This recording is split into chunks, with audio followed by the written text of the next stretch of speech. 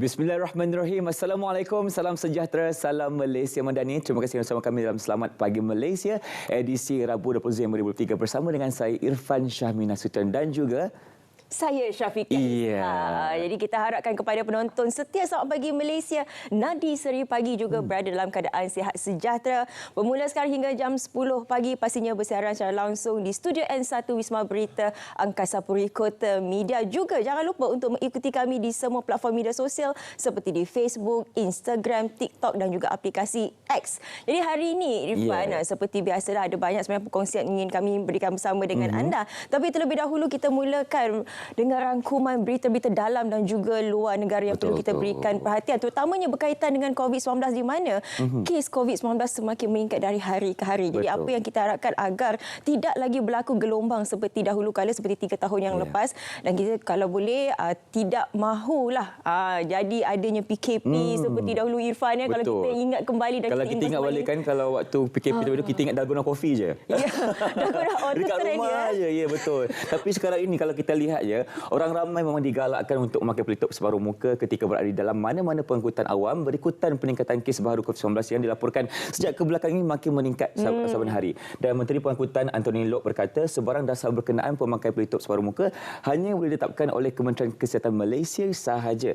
Dan terdahulu Menteri Kesihatan Datuk Seri Dr. Zulkifli Ahmad berkata keadaan semasa kes COVID-19 di Malaysia masih terkawal dan tidak membebankan fasiliti kesihatan sedia ada susulan pengukuhan pelan pengurusan COVID-19 KKM. Dan beliau berkata juga kerajaan tidak bercadang ketika ini mengulangi sekatan yang pernah dilaksanakan sebelum ini seperti Perintah Kawalan Pergerakan PKP seperti yang berlaku 3 tahun lepas. Ya, jadi seandainya kalau PKP itu dilaksanakan, apa sebenarnya impaknya kepada ekonomi, itu juga yang akan kita bicarakan hari ini sebentar saja lagi. Tapi terlebih dahulu mari kita saksikan ini pula berkaitan dengan lawatan yang amat berhormat Perdana Menteri Datuk Seri Anwar Ibrahim ke Jepun yang menarik potensi pelaburan lebih daripada 6 bilion ringgit. Ya, dan pertemuannya dengan pelbagai pihak di negara itu juga menunjukkan hubungan Malaysia-Jepun menyaksikan anjakan baharu. Dan dalam pada itu sewaktu menyantuni diaspora Malaysia di Tokyo dalam sesi santai minum petang semalam, Datuk Seri Ibrahim menyentuh mengenai keperluan untuk mengubah minda dan membebaskan diri daripada pemusuhan kaum serta agama yang menjadikan perpaduan.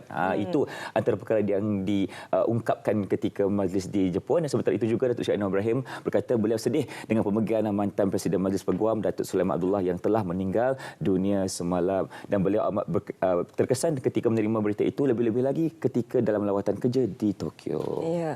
Okey, Irfan, dalam situasi sekarang ni di mana kita mahukan segala-galanya bergerak dengan pantas, kita juga mahu bercerita mengenai Universiti Awam digalak untuk menawarkan kursus jangka pendek. Betul? Kerana kalau kita boleh lihat sebenarnya universiti-universiti terkemuka di seluruh dunia seperti contoh Harvard University turut menawarkan kursus berkenaan. Jadi semalam kalau dilihat Menteri Pendidikan Tinggi Datuk Seri Dr. Zamri Abdul Kadir berkata permintaan global terhadap kursus jangka pendek adalah tinggi.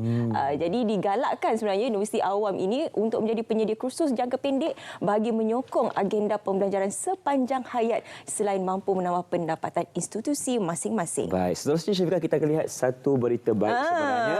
Ini adalah pengecualian bayaran tol sempena Christmas yang akan berlangsung pada 25 Disember nanti. Dan Timbalan Menteri Kerja Raya Datuk Seri Ahmad Maslan memberi bayangan bahawa perkara itu akan diumumkan oleh salah satu kementerian pada Jumaat minggu ini. Dan tambah beliau juga kerajaan perlu menanggung bayaran lebih kurang 21 juta ringgit kepada konsesi hanya pengecualian bagi 1 hari bayaran tol sahaja. Okey, seterusnya kita akan lihat juga antara berita di luar negara. Ini yang berkaitan dengan Majlis Keselamatan tangguhkan undian gejatan senjata baharu Gaza kepada hari Selasa. Ya, jadi perinciannya di mana kalau kita melihat rundingan berpanjangan telah menyebabkan Majlis Keselamatan Pertubuhan Bangsa-Bangsa Bersatu menangguhkan undian pada Selasa mengenai resolusi yang menuntut gencatan senjata baru di Gaza. Jadi kalau kita melihat draft yang telah disediakan menggesa pemberhentian segera dan pemusuhan berpanjangan di Gaza untuk membenarkan akses kemanusiaan yang selamat dan tanpa halangan di wilayah Palestin yang dikepung. Jadi penangguhan undian itu menunjukkan diplomat PBB masih belum dapat mencari titik persamaan. Baik, kita doakan agar perkara ini dapat diselesaikan dengan secepat mungkin, Syafiqah. Dan seterusnya kalau tak sekali untuk kita mulakan Mukadimah pada pagi ini. Ini berkaitan dengan berita terkini berkaitan dengan Isma Alif, penghibur era 80-an dan 90-an yang sedang kritikal dan ditidurkan ketika ini. Jadi adiknya Syamsidah sebenarnya berkata Isma Alif diserang angin ahma selepas mengadu sakit kepala dan kebas badan. Jadi abangnya masih tidak pernah mengalami masalah kesihatan dan memohon agar semua rakan artis dan juga kita semua di Selamat Pagi Malaysia untuk mendoakan agar Isma Alif dapat kembali sihat seperti biasa. Ya, betul. Okey, hari ini ada banyak sebenarnya topik-topik menarik ingin kami kongsikan bersama dengan anda. Antaranya kepada mereka yang minat. Sebab sekarang tengah musim cuti sekolah, Irfan. Yeah. Dia mungkin ada minat untuk berkemah. Tapi ini kita ada alternatif lain. Berkemah dalam kereta. Berkemah dalam kereta. Macam mana juga tu? ada perkara yang nak bawakan pada pagi ini. Pernah dengar tak kad pengalaman untuk air peliharaan? Ada IC juga. Ada IC, Kalau tak tahu lepas ni kita nak bertirahat seketika. Teruskan bersama kami dalam Selamat Pagi Malaysia.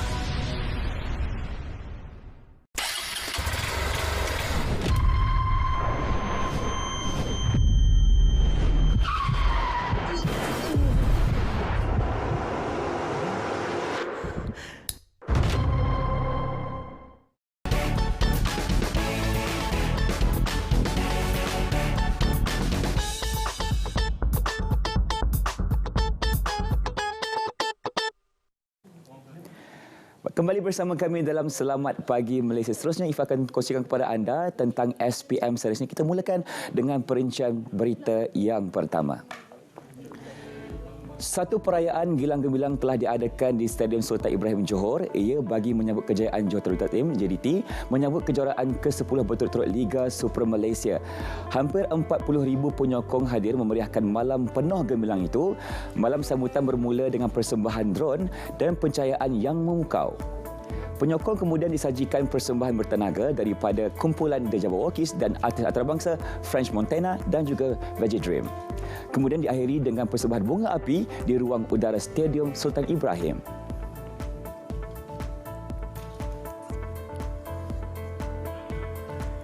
Acara sukan tahunan terbesar di utara Semenanjung Marathon Antarabangsa Jabatan Pulau Pinang 2003 berlangsung dengan jayanya.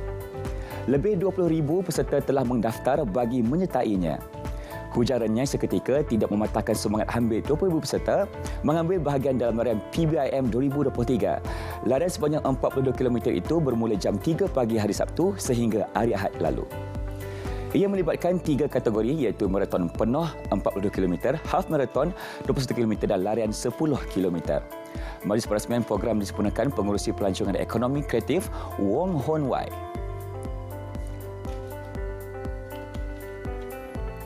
Aktiviti hatan semestinya menjadi program wajib tiap kalinya musim cuti sekolah. Namun uniknya kali ini ia disertai 2 beradik berbangsa India. Mereka amat teruja melalui proses berkhatan yang dianjurkan sebuah hotel di Seremban. Sachin Rajkumar dan Jay Rajkumar masing-masing berusia 7 dan 8 tahun. Mereka gembira dapat merasai pengalaman berkhatan seperti rakan-rakan muslimnya yang lain. Sementara itu, jelas bapanya Rajkumar Selvaraj berkata merupakan satu perkara yang baik dan ia sememangnya diterapkan dalam keluarga mereka. Malah katanya beliau juga pernah berkhatan sewaktu kecil menggunakan kaedah tradisional. Seramai 27 kanak-kanak termasuk anak yatim dan golongan kurang berkemampuan disantuni menerusi program Jom Khatan at Seri Malaysia. Baik, itu berkaitan dengan SPM Serasi. Seterusnya kita akan ke seleksi pagi bersama dengan rakan kita di Johor FM, DJ Lily dan juga DJ Suzy. Silakan.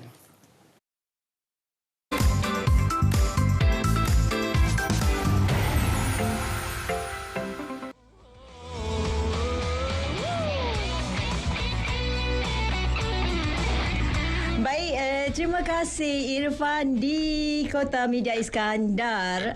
Dan Assalamualaikum, salam sejahtera, salam Malaysia Madani. Halo, bersama-sama dengan saya Suzy dan saya Lily Khalid. Bersiaran secara langsung di Konti Johor FM menerusi Selamat Pagi Malaysia di TV1, saluran berita RTM 123, My TV saluran 101 dan juga RTM Klik. Ya, hari ini ada beberapa perkongsian menarik ya, Suzy, kita nak kongsikan kepada semua. Okay. Yang pertamanya tentang ikon siswa. Ada 6 pelajar IPT yang berjaya meraih anugerah ikon siswa Johor AISJ 2023. Ini anjuran Yayasan Pelajaran Johor YPJ ya. Manakala 2 lagi memenangi anugerah bagi kategori utama. Apa yang dikongsikan oleh Menteri Besar Johor Dato' Onn Hafiz Ghazi, kerajaan negeri memang komited untuk membantu mahasiswa Johor agar terus cemerlang dalam sektor pendidikan, dalam masa yang sama menjayakan lagi agenda maju Johor menjelang tahun 2030. Untuk makluman anda ya, seorang pelajar dari Universiti Teknologi Mara UiTM Segamat, Nur Raudatul Jannah Abdul Rahman, yang aktif dalam pelbagai bidang, membawa pulang anugerah ikon siswa Johor kepimpinan bagi kategori individu, manakala anugerah Menteri Besar Johor untuk kategori utama. Baik, cerita berkenaan dengan Dewan Muda Johor ya. DMJ merupakan platform yang terbuka dan bebas, mengumpulkan anak muda Johor daripada pelbagai latar belakang bagi membincang dan membahaskan usul berkaitan dasar dan polisi Kerajaan Negeri Johor dan Kerajaan Persekutuan. Dato' Onn Hafiz optimis platform ini mampu membentuk karakter anak muda dengan sifat kepimpinan dan pemikiran yang lebih terbuka dan juga rasional. Beliau berharap platform ini berupaya memberi manfaat kepada semua pihak sekaligus mampu memacu Johor menjadi sebuah negeri bertaraf dunia. Dato' Onn Hafiz memaklumkan perkara itu di Johor Bahru. Ya, dan ini perkara yang ketiga kita nak kongsikan tentang Jafni, projek sakit. Antara inisiatif kerajaan ya, Suzy, untuk rakyat bagi memiliki kediaman sendiri, bukan sekadar menyediakan prasarana, tapi sampailah golongan yang memerlukan ataupun pembeli sehingga proses terima kunci. Inisiatif kerajaan Johor melalui Jawatankuasa Perumahan dan Kerajaan Tempatan sejak lebih setahun lalu dengan menetapkan salah satu KPI membantu pembeli yang berdepan isu projek perumahan sakit ya. Dan apa yang dikongsikan oleh Exco Perumahan dan Tempatan Johor, Dato' Muhammad Jafni Mak Syukur, projek perumahan sakit yang telah berjaya disiapkan adalah di Kota Tinggi, Kulai dan juga Keluang. Jelasnya lagi, penubuhan Jawatankuasa projek sakit dan terbengkalai kira-kira setahun yang lalu berjaya menyelesaikan isu berkaitan melibatkan 5 projek perumahan.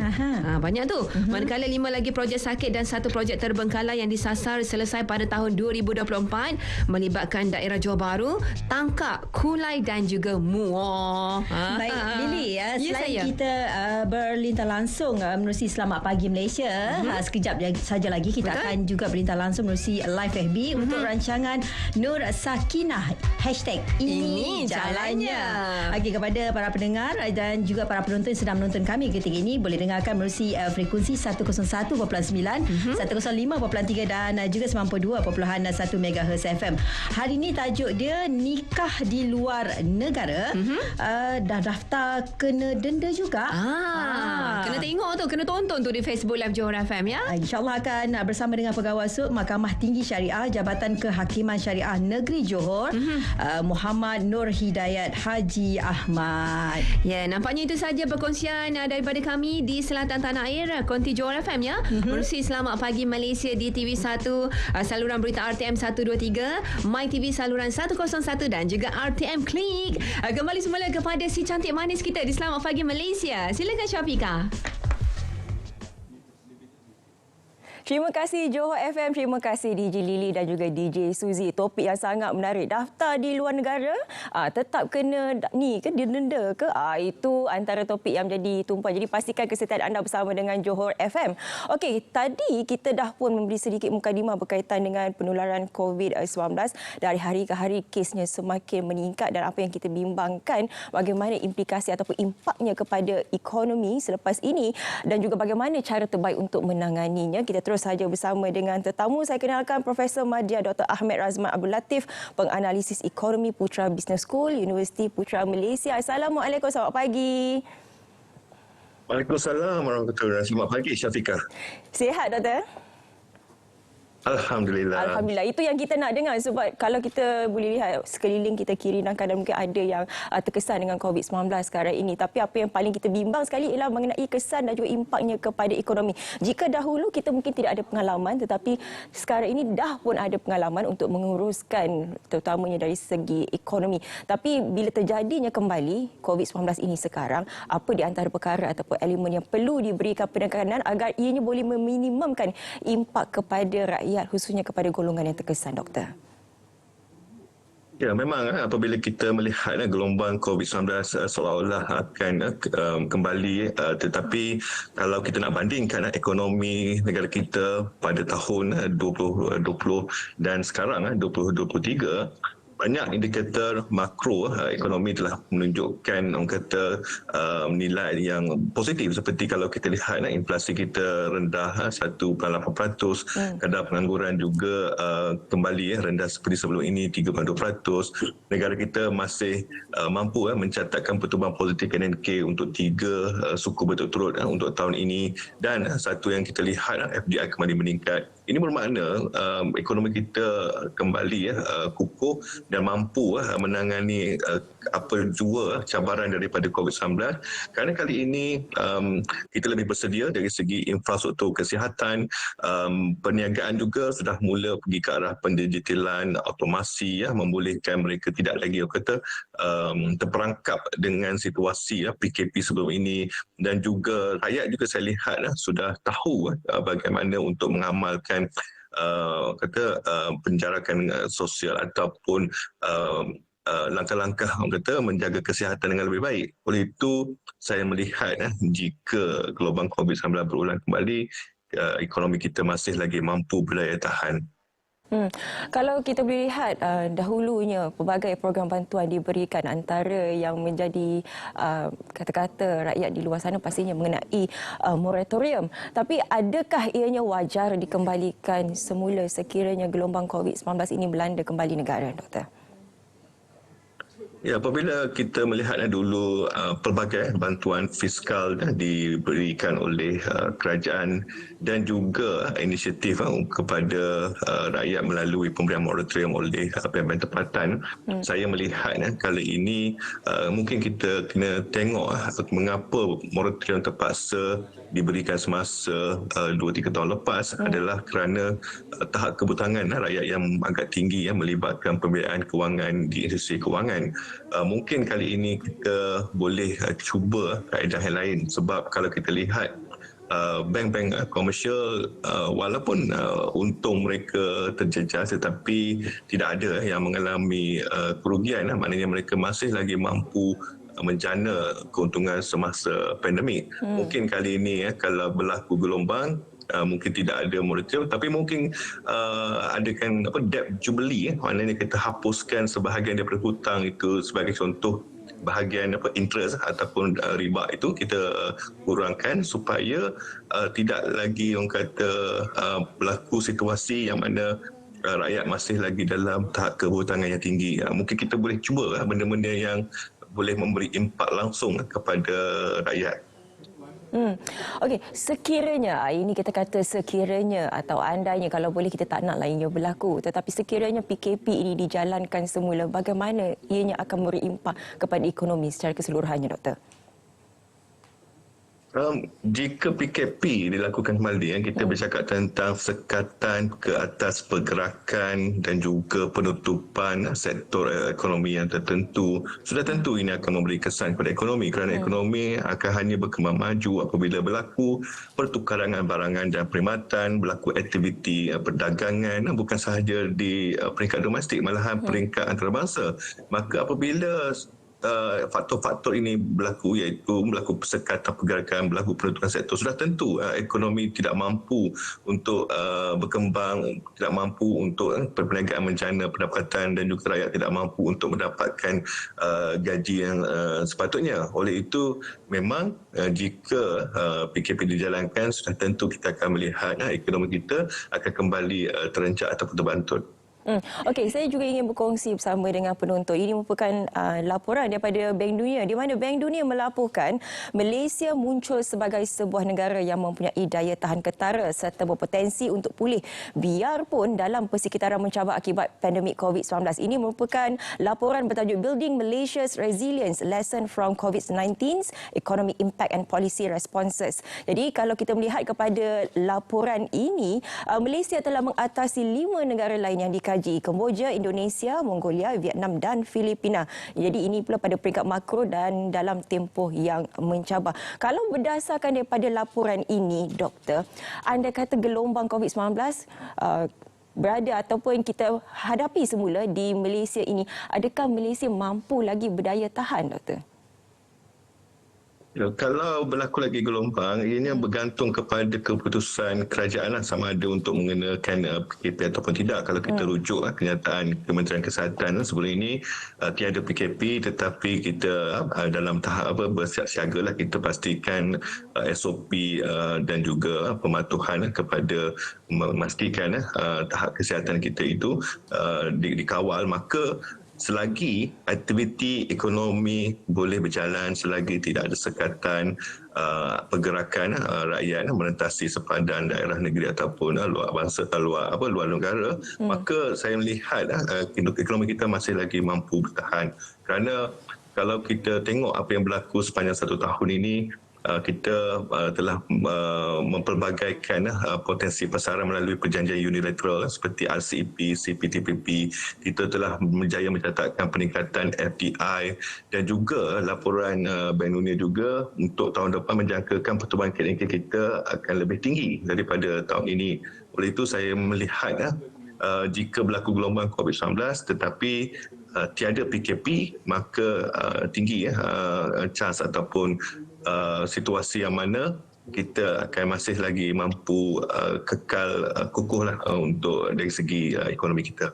Ya, kalau kita lihat kepada kenyataan media yang dikeluarkan sekarang mengenai situasi COVID-19 di Malaysia, tidakkah ianya akan memberi impak negatif atau imej negatif kepada pelabur asing, Doktor?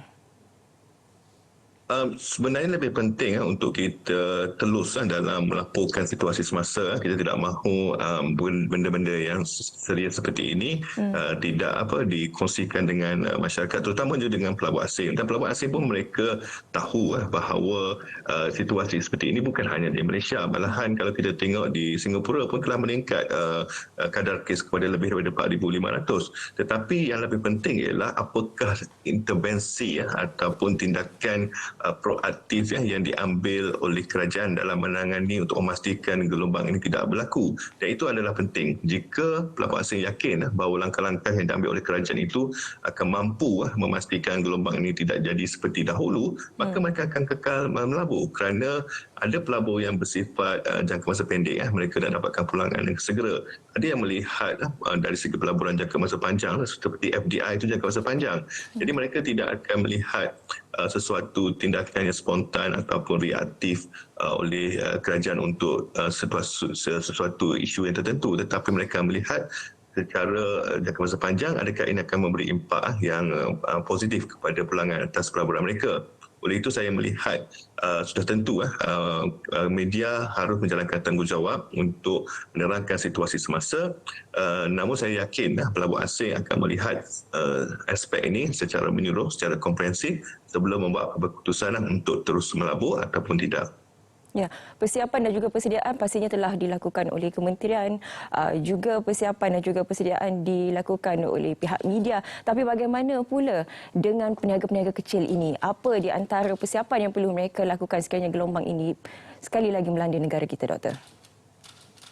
Ya, sudah tentu kita tidak boleh kata menunggu sahaja. Kita harus membuat sesuatu. Persediaan yang boleh dilakukan adalah pertama untuk peniaga kecil ini kita lihat dari segi persediaan kewangan, memastikan tidak ada hutang yang tinggi, kecairan ataupun tunai itu mesti secara cukup, dan juga memastikan kita mempunyai pasaran yang pelbagai, yang luas, supaya jika ada satu sektor pasaran yang tidak mampu lagi memberi kita peluang untuk menjadi pendapatan, kita boleh pergi ke sektor lain, mempelbagaikan jenis barangan dan perkhidmatan kita, tapi pada masa yang sama kita kena pastikan kewangan kita tu kekal kukuh. Dan juga kalau kita lihatlah apa sama juga yang berlaku semasa 2-3 tahun lepas, jangan tambah hutang, tetapi teruskan orang kata berinovasi dalam perniagaan supaya kita dapat kekal mampan dan juga kekal daya saing. Ya, teruskan berinovasi dan juga boleh menambah kemahiran-kemahiran yang ada melalui TVET yang disediakan. Baik, terima kasih saya ucapkan kepada Profesor Madya Dr. Ahmad Razman Abdul Latif, penganalisis ekonomi Putra Business School Universiti Putra Malaysia, kerana bersama dengan kami hari ini. Terima kasih, Doktor. Sama-sama, Syafiqah. Okey, persediaan dan juga persiapan pastinya telah dilakukan oleh pihak kerajaan dan juga media juga telus untuk melaporkan berita dari semasa ke semasa, tapi apa yang lebih penting ialah supaya rakyat sentiasa menjaga diri, jaga keselamatan, jaga penjagaan anda, digalakkan untuk memakai pelitup separuh muka sekiranya berada di kawasan awam. Okey, seterusnya kita nak ke cerita pagi Sabah. Di Sabah bersama dengan rakan kita Asma Asmuni untuk melihat bagaimana sebenarnya kuih talam berasaskan biji sawit. Ini sesuatu yang baru. Jom kita saksikan. Baik, Assalamualaikum. Selamat pagi Malaysia. Cerita pagi Sabah kali ini kami bawakan anda langsung dari SK Jambatan Putih untuk mengetahui dengan lebih lanjut mengenai inovasi buah kelapa sawit yang dihasilkan oleh pelajar di sekolah ini. Dan untuk mengetahui dengan lebih lanjut apakah yang dilakukan oleh pelajar di sekolah ini, kita bersama dengan Guru Besar Sekolah Kebangsaan Jambatan Putih Tawau, Puan Sapturia. Baik Puan, terima kasih kerana bersama kami dalam cerita pagi Sabah pada kali ini. Bagaimanakah tercetusnya idea ni untuk menghasilkan inovasi buah kelapa sawit menghasilkan makanan? Tercetusnya idea ni daripada ibu saya. Dulu kami tinggal di kawasan ladang kelapa sawit. Ayah saya bertugas sebagai guru besar. Dan adik-beradik 10 orang. Bila setiap pagi ibu saya bangun, dia akan mendengar biji kelapa sawit tu jatuh. Jatuh setiap pagi yang paling muda lah kan. Jadi bila dia lihat, dia kata, apa yang saya boleh buat dengan biji kelapa sawit ni kan? Sebab selalu lihat banyak jatuh di belakang rumah. Jadi ibu saya ambil kelapa sawit tu, mula sekali dia rebus. Dia rebus dengan gula, dengan pandan, dengan garam, kita makan begitu. Memang sedap. Selepas itu dia komersialkan lagi. Kenapa kita tidak, dia cari idea macam mana nak buat pula lain daripada direbus saja. Lepas tu dia rebus, sudah tu lembut, dia hancurkan dan ambil patinya, dan akhirnya pati itu dia campurkan tepung, santan kelapa, gula, garam, dan akhirnya jadilah kuih talam. Bagaimana cikgu aplikasikan mata pelajaran STEM di dalam hasil inovasi untuk pelajar kali ini? Saya gunakan untuk STEM, sains. Selalunya orang buat STEM ni daripada bahan-bahan alat, contohnya bahan-bahan terbuang ya. Tidak ada STEM ni daripada makanan. Jadi kenapa saya tidak mencari idea, membuat pembaruan, saya buat pula STEM ni daripada makanan. Sainsnya daripada segi buah bijinya tu. Macam mana murid itu boleh belajar apa yang terkandung di dalam biji kelapa sawit itu ya. Dia punya khasiatnya, apa yang terkandung di dalamnya, dia punya vitaminnya, untuk apa kegunaannya untuk badan. Dan juga matematik, bagaimana mereka membuat kuih talam, mengukur dia punya sukatannya tu, seperti tepung berapa gram, gula berapa gram untuk menghasilkan kuih talam tu. Bila patinya sekian, berapa talam dia dapat. Baik, harapan cikgu guru dan juga murid-murid untuk menghasilkan lagi lebih banyak inovasi di sekolah. Harapan saya berharap selepas ini, idea saya ini terus berkekalan, murid-murid terus praktikan, ya, buat terus. Mungkin idea mereka lebih advance lagi dari saya, memperkembangkan idea saya ni. Bukan saja setakat kuih talam, tapi lebih daripada itu. Dan harapan saya selepas ini sekolah SK Jambatan Putih menjadi sekolah tarikan ibu bapa dengan banyak lagi idea-idea yang akan tercetus selain daripada kuih kelapa sawit, dan ramai kami melahirkan pelajar-pelajar bukan saja daripada akademik tapi daripada segi motivasi, daripada inovasi, daripada lain daripada akademik yang boleh mencetuskan idea mereka dan menaikkan dan mencemerlangkan murid-murid dan guru-guru SK Jambatan Putih ini. Okay, baik cikgu, terima kasih cikgu.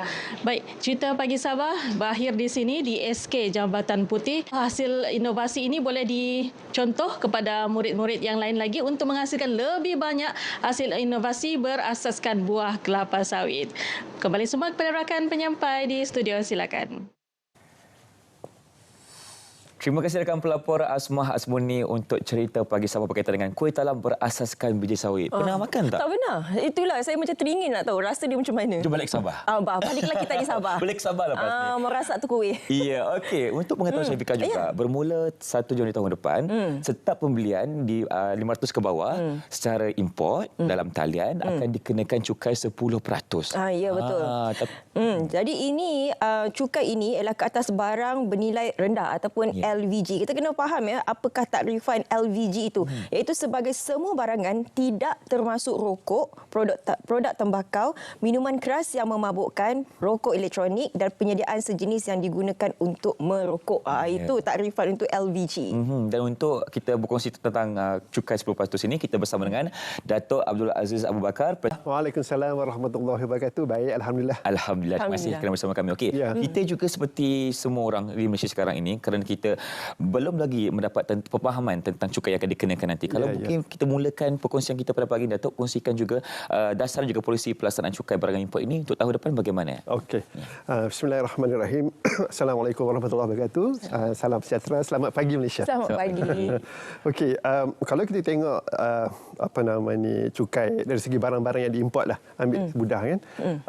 Dan bila barang-barang yang diimport, memang dari segi dasar, dari segi polisinya, kerajaan memang kenakan, dia panggil duty import, excise duty, dan ada satu elemen cukai bila untuk barang-barang yang diimport dipanggil cukai jualan.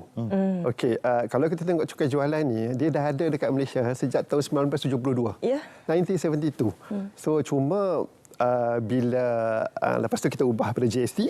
Lepas tu kita masuk balik cukai jualan ni. So cukai jualan ni pada 2018 hari itu, dalam cukai jualan ni apabila barang-barang dikilangkan di Malaysia dan dijual, dan apabila barang diimport. Okay, jadi kena ingat dua perkara. So bila barang-barang dikilangkan oleh pengilang yang berdaftar, akan dikenakan cukai jualan pada kadar 10%. Dan apabila barang diimport pun dikenakan cukai jualan sebanyak 10%. Okey, imported dengan ni. Cuma dalam pengecualian, ini yang dia punya LVG ni, LVG nak masuk ni, dari segi pengecualian tu, bila barang-barang import ni banyak dimasukkan, terutama masa COVID dulu. Masa zaman COVID dulu 2019, macam Dr. Razman cakap tadi kan. So sahabat tu juga. So bila barang-barang dimasuk tu, dan masa COVID tu, online punya bisnes meningkat. Betul. Jadi the way we do things dari segi macam mana kita menjalankan perniagaan dah berubah. Daripada traditional way, kedai-kedai runcit, dipindahkan kepada cara online. So masa dulu, masa 1972, 2018 tu, barang-barang yang low value ni tak masuk banyak sangat. Jadi bila jadi macam tu, sebab dari segi kita punya, bila kita menjaga cara bisnes retail, cara runcit, ada elemen cukai jualan lah, di peringkat produk-produk tempatan. Cuma sebab dikenakan di peringkat penghilangan. So bila barang-barang dibawa masuk cara import, pada masa itu pihak custom khususnya dari segi proses tu terlampau banyak sangat. Kalau barang-barang yang low value goods item, kecil-kecil masuk banyak, remeh kan. Betul. Jadi bila jadi macam itu, custom buat ada pengecualian. Dia bagi pengecualian bagi low value goods item per consignment yang dimasukkan, yang diimport dengan harga 500 ke bawah, dapat macam green lane dari segi custom clearance dan tidak dikenakan cukai jualan. So bila jadi macam tu, masa dulu okey sebab tak banyak sangat. So bila dia punya COVID berlaku, banyak barang dari China apa semua nak masuk kan. Jadi kerajaan tengok rugilah macam ni sebab bila masuk tapi dari segi the retail business dia orang ada elemen cukai jualan. So barang-barang yang dijual ada elemen cukai jualan dan of course harga dia akan tinggi sikit berbanding dengan barang-barang yang low value ni yang diimport dari luar negara sebab dia tak ada tax element kan. Jadi bila kerajaan tengok tu ada berlaku ketirisan dari segi cukai. Jadi bila pada tahun 2021 masa pembentangan bajet 2022 menteri ada bagi tahu, dia cakap okey kita akan plug the loophole. Bermakna bila untuk supaya dia punya betulkan balik ada ketirisan yang berlaku dari segi hasil cukai ni, kita betulkan balik. Dulu tak nampak sangat tapi sekarang very rampant because of the online. So bila jadi macam tu, bagus dari segi dia sedikit sebanyak akan meningkatkan hasil negara. Of course, sebab dulu tak ada, sekarang ada. Kan kita akan. Dan lagi satu bagusnya, dia ada satu ayat yang digunakan level playing field. Sebab dia lebih adil kepada peniaga-peniaga tempatan. Kan the local business people, bila dia barang dia dah ada 10% sales tax because dari kilang yang di manufacture di Malaysia. Tapi bila the low value goods masuk dulu, tak ada import tax, tak ada sales tax yang 10% tu. So in a way barang tu lebih murah pada barang kita. Akhirnya ramai yang tak nak buat physical store. Yes, kan. So selepas tu tambah barang dari China kan. So bila jadi macam tu tak fair lah dan tak adil. So apabila kerajaan kata okeylah kita buat dan kita akan impose balik ni tak ada pengecualian tu, kita impose balik 10% kepada imported barang yang dijual secara online dan dibawa masuk melalui darat, udara dan laut. So those are the elemen yang penting dan barang tu barang perlu bercukai. Barang-barang yang bercukai. Tadi yang disebut tentang rokok lah apa semua macam teknikal kan. Cara mudahnya kalau barang yang bawa masuk sekarang below $500 kena le tax lah. Kan? So bermakna yang tu bagus bermakna sekarang ni dia boleh promote level playing field supaya kompetitif lah. Bermakna baru adil. Kan kau ni pun kena tax, kau ni kena tax kalau produk dia lebih bagus. So ambil yang ni lah. Barulah kita tahu sekarang kenapa harga online tu lagi murah sebenarnya daripada physical store. Ini disebabkan oleh cukai inilah tadi. Jadi sekarang ini fair game untuk semua orang. Kita win-win lah, tengoklah siapa yang akan menang kan. Okey, tapi yang paling penting sekali bagaimana cara pelaksanaan mekanismenya itu. Okey. Saya nak sebut lagi ada satu perkataan yang disebut mungkin dia orang tak faham lah, dia panggil de minimis. Dia macam teknikal sikit kan. Kan? So selalu bila orang baca wajah dia sebut de minimis kan. Kemudahan tu. Itulah kemudahan because kadang-kadang bila kita punya sale katakan banyak sangat kan. Macamlah katalah about 10,000 kan. Kalau amount yang remeh-temeh yang kecil-kecil itu dia tak material lah. So sebab itu yang tadi saya balik kepada perkataan de minimis tu, bermakna that is the facility yang diberikan oleh mana-mana negara pun. Custom di seluruh dunia pun macam tu. Cuma kita letak our level at 500 lah. Ada orang pertikaikan juga kenapa 500? Kenapa tak 1,000? Selalu macam itulah. Tapi memang di Malaysia kita ambil the figure yang 500 tu as the de minimis punya amount lah. Okey, berbalik tadi dari segi mekanisme tu. Sekarang ni apa yang kita perlu buat? Macam mana kita nak buat? So sekarang dia ada term yang dia panggil bawah cukai jualan dulu dia panggil penghilang berdaftar. Kan saya sebut tadi bila penghilang berdaftar dan dia hilangkan barang-barang akan dikenakan cukai jualan 10% di peringkat penghilangan. Bagi peringkat import, okey, orang yang mengimport barang itu masuk kena daftar. Kalau dalam masa setahun dia punya jualan tu 500,000 dan ke atas, sama ada historical ke belakang ataupun agak-agak ke depan dia akan buat bisnes import barang ke apa semua kan yang dia mungkin rasakan lebih 500,000, so dia kena mula berdaftar. Dan the term yang digunakan adalah registered seller ataupun sebagai penjual berdaftar. Kalau sekarang ni kalau COVID masuk balik, kalau kena PKP balik kan, kita rasa macam tadi. So makna kita kena bersedialah. Kalau bermakna kalau kita we are going back into the online business yang lebih agresif, bermakna kalau kita nampak yang kita akan jalankan perkara-perkara macam tu dan kita akan import and then is above 500,000 dalam masa setahun tu, kita dah kena start berdaftar dengan pihak Jabatan Kastam di Raja Malaysia. Dia punya portal very clear. Saya rasa kalau mereka yang tak faham kan, kalau tengok portal tu tu boleh faham lah, insyaAllah. Cuma layari Jabatan Kastam punya portal, dia akan bagi tahu step by step macam mana nak kena buat apa semua. Tapi untuk peniaga, adik-adik yang dok berniaga online apa semua ni, the first thing yang dia orang kena tahu, nombor satu, sales dia. Sama ada jualan dia akan melebihi 500,000 ke tak. Kalau lebih 500,000, then terus pergi berdaftar kepada di Jabatan Kastam di Raja Malaysia. Datuk, so bercelah. Kalau untuk kita kira-kira yang 500,000 tadi tu, retrospectively ataupun future nanti, siapa yang akan tentukan tentang itu sebenarnya? Kita kena inilah. Problemnya, kalau tak daftar, nanti kena denda. Kan? So, it's always good. Macam dululah saja istikan, it's always good to berdaftar. Kan? It's always good to mendaftar, because once you daftar, that means tak ada probability. Sebab kita tak sure kan. Kalau yang ke belakang kita dah tahu dah. Betul. Ke depan kita tahu, mana kita dah tahu nak touch ke belum. Kan? At the point of time bila nak kena. Tapi pendapat saya lah, it is better to register lah kan, sebagai registered seller. Sebab lah ni ramai founder-founder yang kaya-kaya kan. Yang selalu post dalam social media kan, di kereta apa semua kan. So these are all kebanyakan dia online business kan. So we don't know sama ada dia orang berdaftar ke tak dengan ni apa semua kan. So it is good kalau bila dia orang register as a seller dulu, lepas tu ni lah. Sebab dia punya, dalam pengalaman kita handle kes-kes cukai ni, kita kena comply lah. Pematuhan tu amat penting. Kalau kita tak mematuhi peraturan-peraturan khususnya pencukaian ni, dia punya denda terlampau tinggi. On average, denda yang LVG ni saya tengok about 50,000. Rugi kan? Kan bayar denda 50,000 just because tak mematuhi peraturan-peraturan yang ditetapkan. So saya rasa elok kita because dia akan increase the revenue kerajaan ni, dan pada masa yang sama level playing field untuk the PMKS kan. So saya rasa baguslah. Kan? Kita akan laksanakan cukai ini tahun depan pada Januari 2024, tapi negara-negara lain telah pun melaksanakan cukai ini seperti contoh Singapura, UK, Australia juga. Jadi bagaimana sebenarnya penerimaan cukai itu di negara itu, impaknya bagaimana dan apa yang boleh kita pelajari daripada mereka? Itulah minda orang-orang di negara-negara itu lain sikit macam kita kan. Kalau kita tengok kita selalunya ke belakang sikitlah. Selalunya, tapi kita cerita dulu. Buat kemudian. Kita dulu Pak. So kita cerita dulu kan, tapi kita pelaksanakan kemudian. In a way it is good because kita nak make sure that semua okey.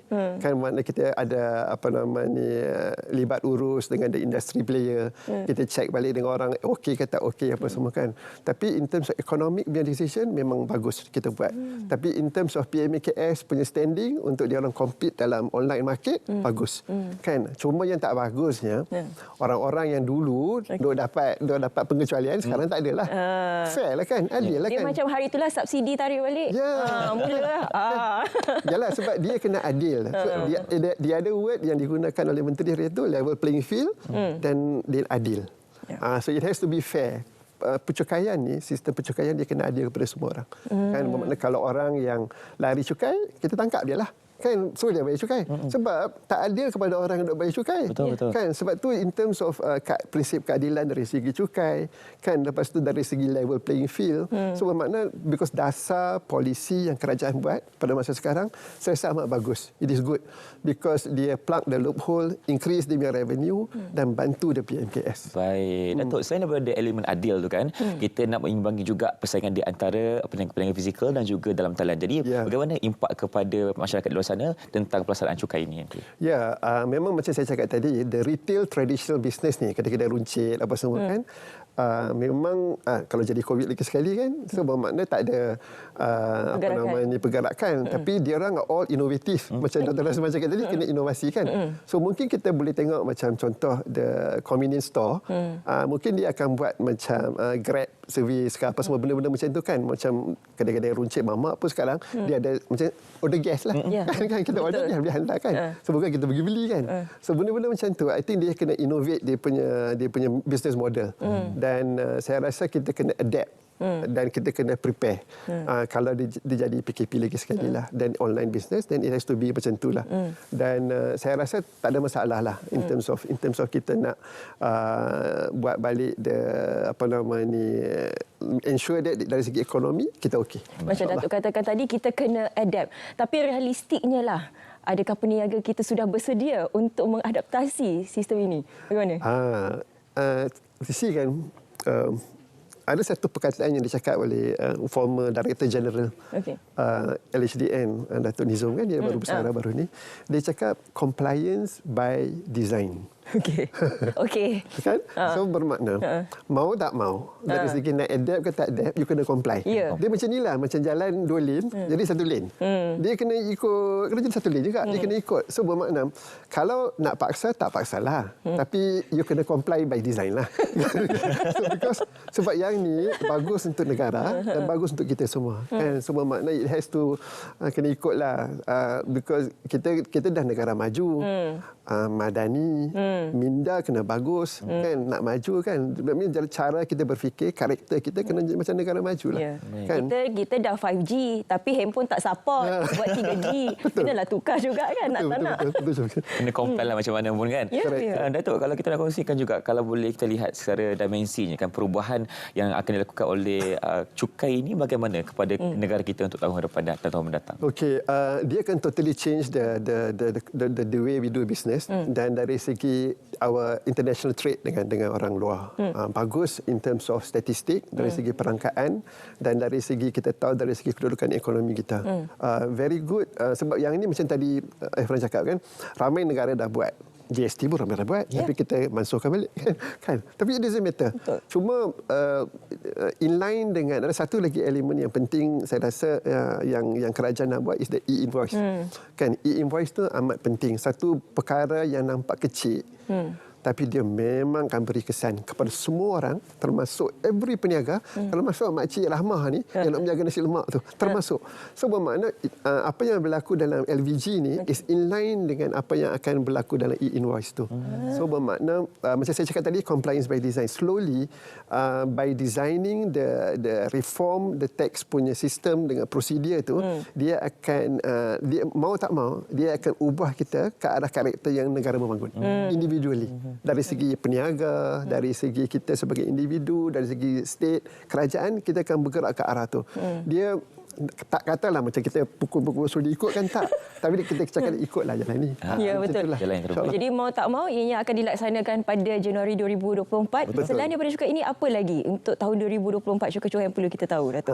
Okey, ada satu lagi, ada beberapa cukai yang akan diperkenalkan lah next year. Macam the cukai keuntungan modal untuk saham.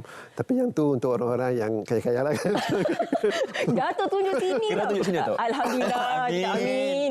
Lepas tu dia ada, ingatlah yang dia increase the service tax tu from 6% to 8% kan. So these are the things yang bermakna apa yang to increase kita punya revenue lah. Sebab kita kena faham kita punya macam mana kita nak ukur prestasi kutipan cukai kita dengan ekonomi kita. Dia ada nisbah, dia panggil nisbah tax to GDP. Bermakna cukai kepada KDNK kita. So sekarang ni kita punya nisbah cukai kepada KDNK kita cuma 11.8%, about 12%. Kalau negara macam Malaysia, kalau ikut OECD, dia kata it should be about 15%. So secara kasarnya, kalau kita punya KDNK itu 1.5 trilion, kita dah hilang 3% daripada 1.5, about 45 billion. So bermakna kehilangan hasil tu about 45 billion disebabkan oleh ketirisan cukai lah. Kan ketirisan hasil apa semua macam-macam ni lah, LVG apa semua ni kan, exemption dan orang lari cukai apa semua. So these are the things yang kerajaan nak buat sekarang dari segi dasar dan polisi untuk plug balik the loophole tu. Betulkan balik apa semua, dan sebab tu kita perkenalkan macam capital gains tax kan, orang-orang kaya ni kan, so dia bayarlah ada apa nama ni, the companies yang ni. So CGT dan service tax kita naikkan pada 6 kepada 8%. Dan luxury good item jangan lupa kan. Itu yang kaya-kaya tu. So bermakna the luxury item kan, barang-barang mewah apa semua tu kan akan dikenakan juga apa nama tax kat situ. So it is good because dia adil lah kan, sebab kan selalu kita cakap dia regresif, bermakna dia menekan orang-orang the bawahan, the lower income group. Taklah, sekarang kita tengah shift to reform the tax punya system kepada lebih progresif.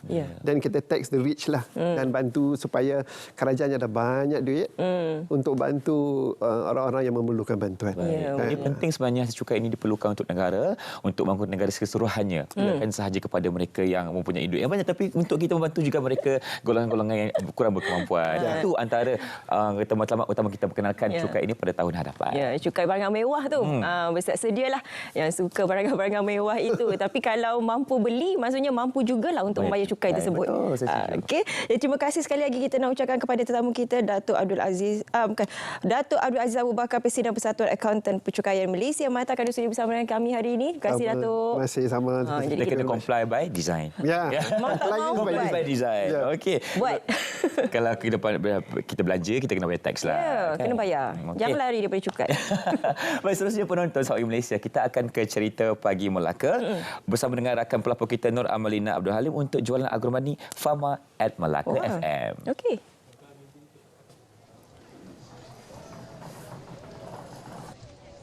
Baik, terima kasih. Saya kini berada di perkarangan Melaka FM sempena dengan program jualan Agro Madani at Melaka FM yang mana telah pun bermula seawal jam 8 pagi tadi.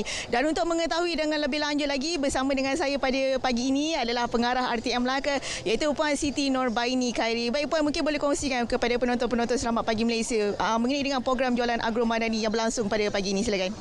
Pagi ini kita adakan jualan Agro Madani dengan kerjasama Kelab Sukan dan Kebajikan dan juga Fama. Jadi kita beri peluang kepada kaki tangan Melaka dan juga kepada jiran-jiran kami yang berhampiran seperti JKR untuk membeli belah lah, sebab kaki tangan kerajaan ni dia susah nak membeli belah. Jadi kita ada peluang hari ini jualan datang kepada anda. Penuhkanlah perkarangan tempat letak kereta Melaka FM ini. Silalah datang meriahkan acara kita pada pagi inilah. Dan kita juga ada pemeriksaan kesihatan secara percuma pada pagi ini. Baik, terima kasih Puan atas perkongsian itu. Dan bersama dengan saya pada pagi ini juga, tak lain tak bukan adalah pengarah Fama Negeri Melaka, iaitu Encik Hairudin Yunus. Baik Encik Hairudin, setahun program Agro Madani ini dilaksanakan di Negeri Melaka. Bagaimana setakat ini orang kata sambutan yang diterima dan dari segi nilai jualan yang telah pun direkodkan? Silakan. Terima kasih Cik Amelinda. Setahun 2023, Melaka, Fama Negeri Melaka telah berjaya mengadakan 300 program Agro Madani. Dan kita telah berjaya mendapat sasaran sebanyak 3.5 juta hasil jualan yang juga memberi manfaat kepada 130,000 pengguna dengan penjimatan sebanyak 1.25 juta yang telah diberikan pada rakyat negeri Melaka. Jadi pada tahun 2023 memang kita telah berjaya mencapai sasaran yang ditetapkan, dan sehingga ke hari ini rakyat Melaka masih menunggu peluang untuk jualan Agro Madani seperti kerjasama kami dengan Melaka FM pada pagi ini. Terima kasih sangat-sangat kepada Melaka FM yang banyak memberi sokongan dan sambutan pada kita. Baik, 2024 yang mana tahun melawat Melaka juga. Jadi saya pasti Fama Negeri Melaka telah pun menyusun atur pelbagai program seperti jualan Agro Madani ini. Jadi apa agaknya perancangan dari pihak Fama Negeri Melaka sempena dengan 2024 ni? Baik, pada tahun 2024 Fama Negeri Melaka kita mensasarkan 400 lagi program jualan Agro Madani yang akan diadakan di seluruh negeri Melaka.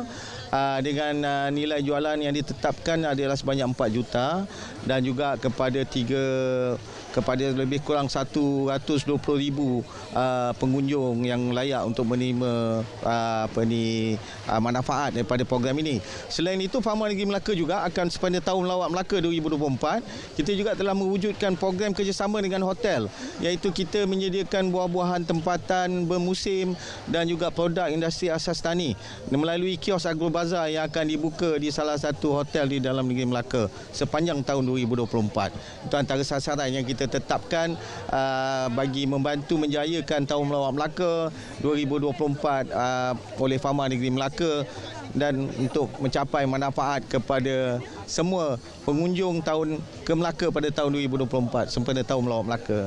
Baik, terima kasih Encik Hairudin atas perkongsian itu.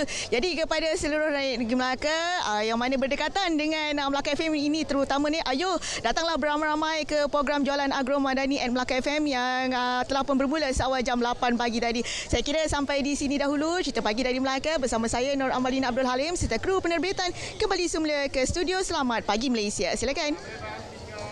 Okey, terima kasih Nur Amalina untuk cerita Pagi Melaka. Jadi jangan lupa untuk kejualan Agromadani Pharma at Melaka FM. Okey, seterusnya jangan lupa untuk mengunjungi pejabat PTPTN hingga 31 Disember ini sempena Hari Mesra Pelanggan.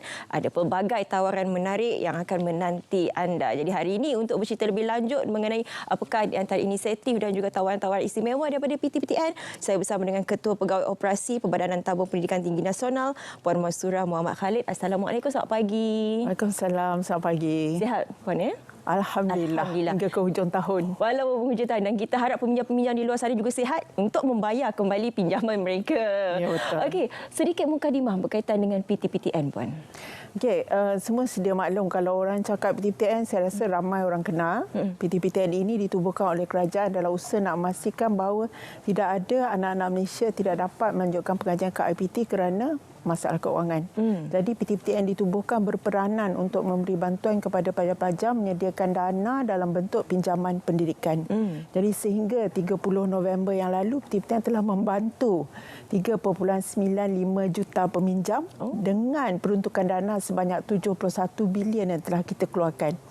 Di samping itu kita juga nak dikenali sebagai tabung pendidikan sebagaimana tabung haji, KWSP yang mana tujuannya untuk tertentu. Jadi PTPTN menyediakan simpan SSPN untuk membantu ibu bapa membuat perancangan keuangan bagi tujuan pendidikan tinggi anak-anak. Okey, sangat menarik terutamanya SSPN itu tadi, dan nanti kita akan perincikan sebentar lagi. Tapi yang juga menarik dalam pembentangan belanjawan 2024 di mana insentif melibatkan bayaran balik pinjaman telah diumumkan. Jadi mungkin boleh ceritakan lebih lanjut mengenai insentif ini. Ya, berita baik kepada semua peminjam PTPTN kerana Yang Amat Berhormat Menteri Keuangan yang juga Perdana Menteri telah mengumumkan bahawa ada manfaat insentif kepada peminjam. Ada 3 insentif, iaitu yang pertama diskaun 10% kepada peminjam yang membuat penyelesaian penuh pinjaman mereka. Yang kedua diskaun 10% juga kepada mereka yang membuat bayaran sekurang-kurangnya separuh ataupun 50% daripada pinjaman. 10% diskaun, dan yang akhir sekali diskaun 15% jika mereka membuat bayaran balik melalui potongan gaji atau direct debit, dan tempohnya adalah di antara 14 Oktober 2023 sehingga 31 Mac 2024. Jadi inilah masa yang sesuai untuk peminjam untuk mengambil insentif yang disediakan oleh kerajaan. Okey. Soalan yang seterusnya ini juga sangat penting kerana syarat-syarat untuk kita membuat ataupun mengambil inisiatif ini bagaimana? Okey, mudah saja. Semua peminjam PTPTN layak. Oh, semua? Ya, semua termasuk mereka yang hanya menerima wang pendahuluan pinjaman atau mungkin sebelumnya ada mereka yang dikenakan tindakan penguatkuasaan dan sebagainya. Jadi mereka layak untuk mendapat diskaun ini. Okey, yang pertama kalau kita tengok pada diskaun 10% penyelesaian penuh dan yang kedua diskaun 10% bayar sekurang-kurangnya 50% atau separuh daripada baki hutang dalam sekali bayaran. Yang perlu peminjam buat adalah dapatkan pengesahan baki pinjaman. Okey. Jadi dalam pengesahan baki pinjaman kita dah bagi baki, kita bagi bayaran 50% ataupun bayaran penuh yang perlu dibuat dengan berapa diskaun mereka akan dapat. Jadi baki ini boleh didapati daripada oleh peminjam melalui portal PTPTN, portal rasmi, melalui aplikasi My PTPTN ataupun boleh datang ke cawangan PTPTN melalui eksekutif pemasaran. Okey, yang kedua adalah untuk diskaun bagi mereka yang membuat bayaran balik melalui direct debit atau potongan gaji. Kalau yang di luar sana belum lagi membuat potongan gaji atau direct debit, digunakan saluran lain, jadi masa inilah boleh memohon. Mohon direct debit atau potongan gaji ini melalui My PTPTN ataupun portal rasmi PTPTN. Semuanya mudah dalam talian sahaja.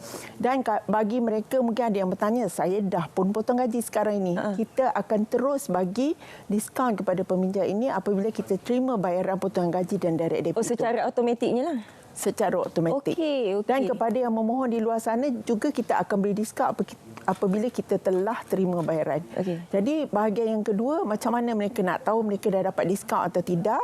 Okey, pada setiap hujung bulan kita akan membuat pelarasan jumlah diskaun yang akan diterima oleh peminjam. Jadi jumlah diskaun ini akan mengurangkan pinjaman lah. Kalau yang buat penyelesaian penuh tadi akan menyelesaikan pinjaman. Jadi mereka boleh semak penyata 7 hari pada bulan berikutnya.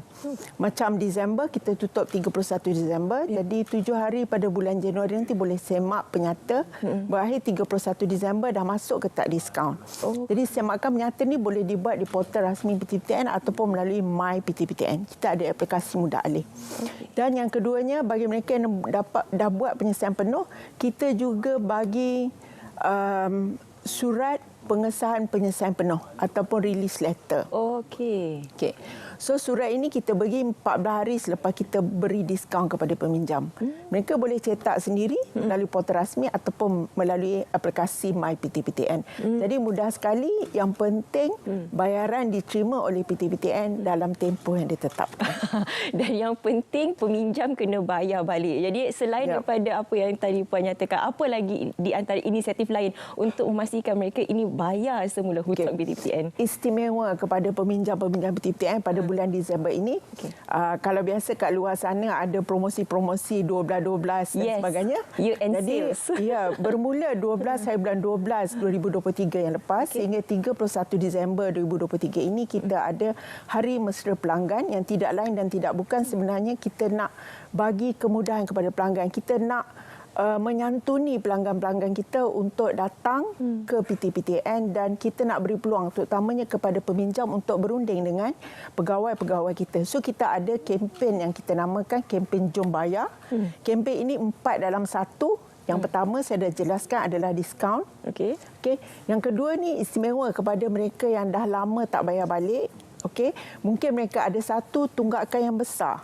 Kalau di luar kempen Jom Bayar ni biasanya kita akan minta buat penyelesaian tunggakan, bayar sebahagian dan sebagainya, ada di punya terma-terma. Tapi dalam tempoh kempen Jom Bayar PTPTN ni kita beri kelonggaran. Mereka yang ada tunggakan banyak mana pun, lama mana pun, bayar minimum RM300 dan boleh buat pensutoran pinjaman. Jadi akaun mereka akan menjadi baik dan seterusnya mereka buat permohonan direct debit dan juga potongan gaji. Supaya inilah peluang untuk peminjam membaiki rekod bayaran balik mereka. So yang ketiga kita ada juga cabutan Jom Bayar. Jadi mereka yang membayar mengikut syarat-syarat yang ditetapkan, mereka juga akan berpeluang memenangi hadiah melalui cabutan ini. Dan yang akhir sekali, biasa kalau membayar pinjaman tak dapat apa-apa. Yang kita tahu kita bayar pinjaman, tapi dalam tempoh kempen Jom Bayar ini kita beri cenderamata eksklusif kepada peminjam-peminjam PTPTN yang buat bayar balik. Jadi kita kata Hari Mesra Pelanggan. Untuk itu PTPTN memanjangkan tempoh pembukaan kaunter kita. Jadi untuk negeri-negeri yang beroperasi Ahad, Isnin hingga Jumaat, dan kalau yang beroperasi Ahad hingga Khamis, kita akan buka lebih masa. Untuk hari bekerja kita buka 8.30 pagi sehingga 6 petang. Biasanya kita buka sampai pukul 5 sahaja. Dan seterusnya kita buka juga pada hari Sabtu 9 pagi hingga 6 petang. Biasa kita tutup pada hari Sabtu dan juga pada hari Ahad lah, untuk contoh di Kuala Lumpur. Jadi inilah sebenarnya peluang yang kita nak berikan kepada peminjam, kerana kita juga ada inisiatif dalam kita menyantuni peminjam. Kita ada hashtag PTPTN Sedia Bantu, yang mana ini adalah inisiatif untuk kita membantu berunding dengan peminjam melalui saluran-saluran yang kita ada. Kita ada 5 saluran, iaitu kita ada Care Line PTPTN, boleh call saja, tak perlu datang pun. Yang kedua, kita ada live chat. So kalau layari portal kita terus ada, boleh berinteraksi dengan live chat. Ketiga, kita ada cawangan, yang mana kita ada eksekutif pemasaran. Keempat, boleh salurkan melalui e-aduan. Dan yang akhir sekali, kita juga ada saluran media sosial.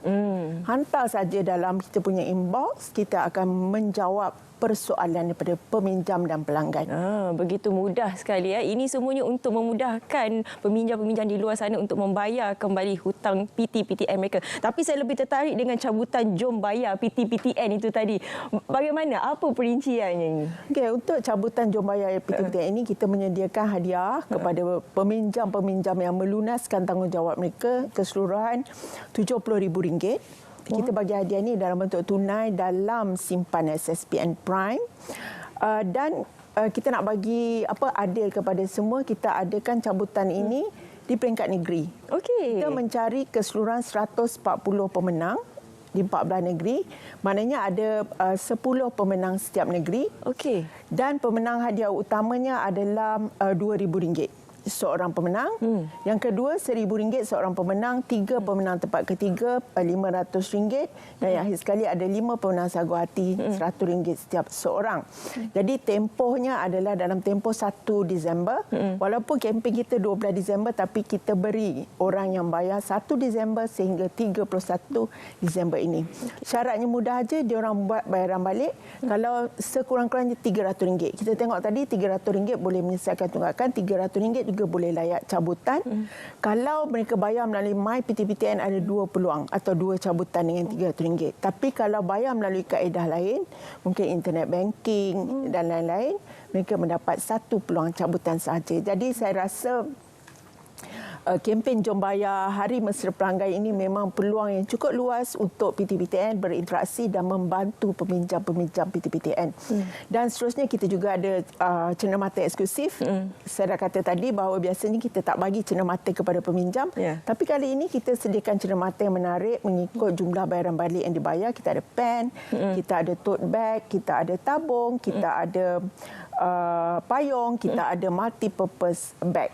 Jadi diharapkan ini juga akan menarik peminjam kita, memberi motivasi kepada mereka untuk membayar kerana mendapat cenderahati daripada PTPTN.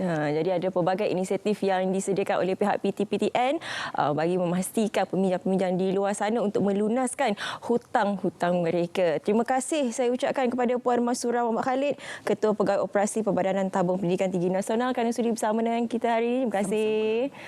Okey, seterusnya kita nak berehat seketika. Sambil-sambil itu, kita ingin ingatkan kepada anda, jangan sebarkan berita yang tak pasti. Pastikan terlebih dahulu baru kongsi. Jadi kita akan kembali selepas ini. Pastinya dalam Selamat Pagi Malaysia.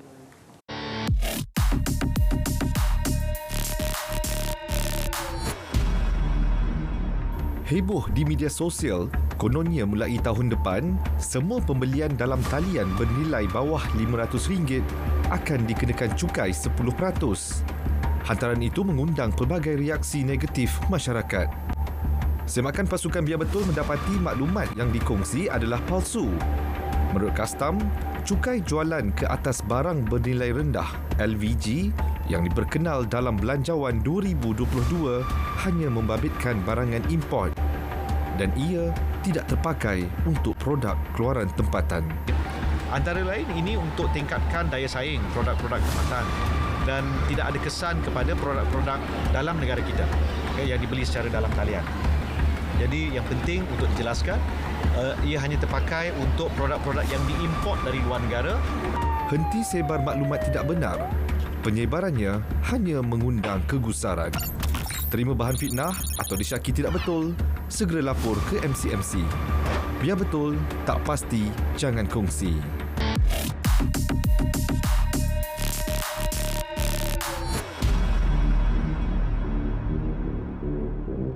Semalam akibat hujan yang sangat lebat dan tiba-tiba saya diberitahu salah seekor spesies kapibara hilang.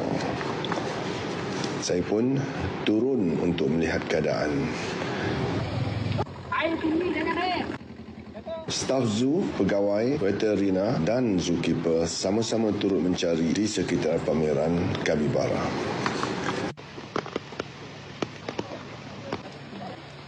Akhirnya, alhamdulillah, kapibara tersebut berjaya ditemui. Alhamdulillah, dah dapat. Tapi Oyen masih belum kelihatan. Risau di mana Oyen berada dalam hujan yang lebat ini. Dan akhirnya dalam beberapa minit, alhamdulillah Oyen berjaya dijumpai. Haiwan yang lain juga selamat berteduh daripada hujan yang lebat ini. Jutaan terima kasih diucapkan kepada pihak sukarelawan daripada Bomber dan MPJ yang sudi membantu membersihkan kawasan zoo negara dengan sepenuh tenaga mereka. Tidak lupa juga kepada staf zoo negara yang tidak pernah mengira masa dan tenaga. Terima kasih.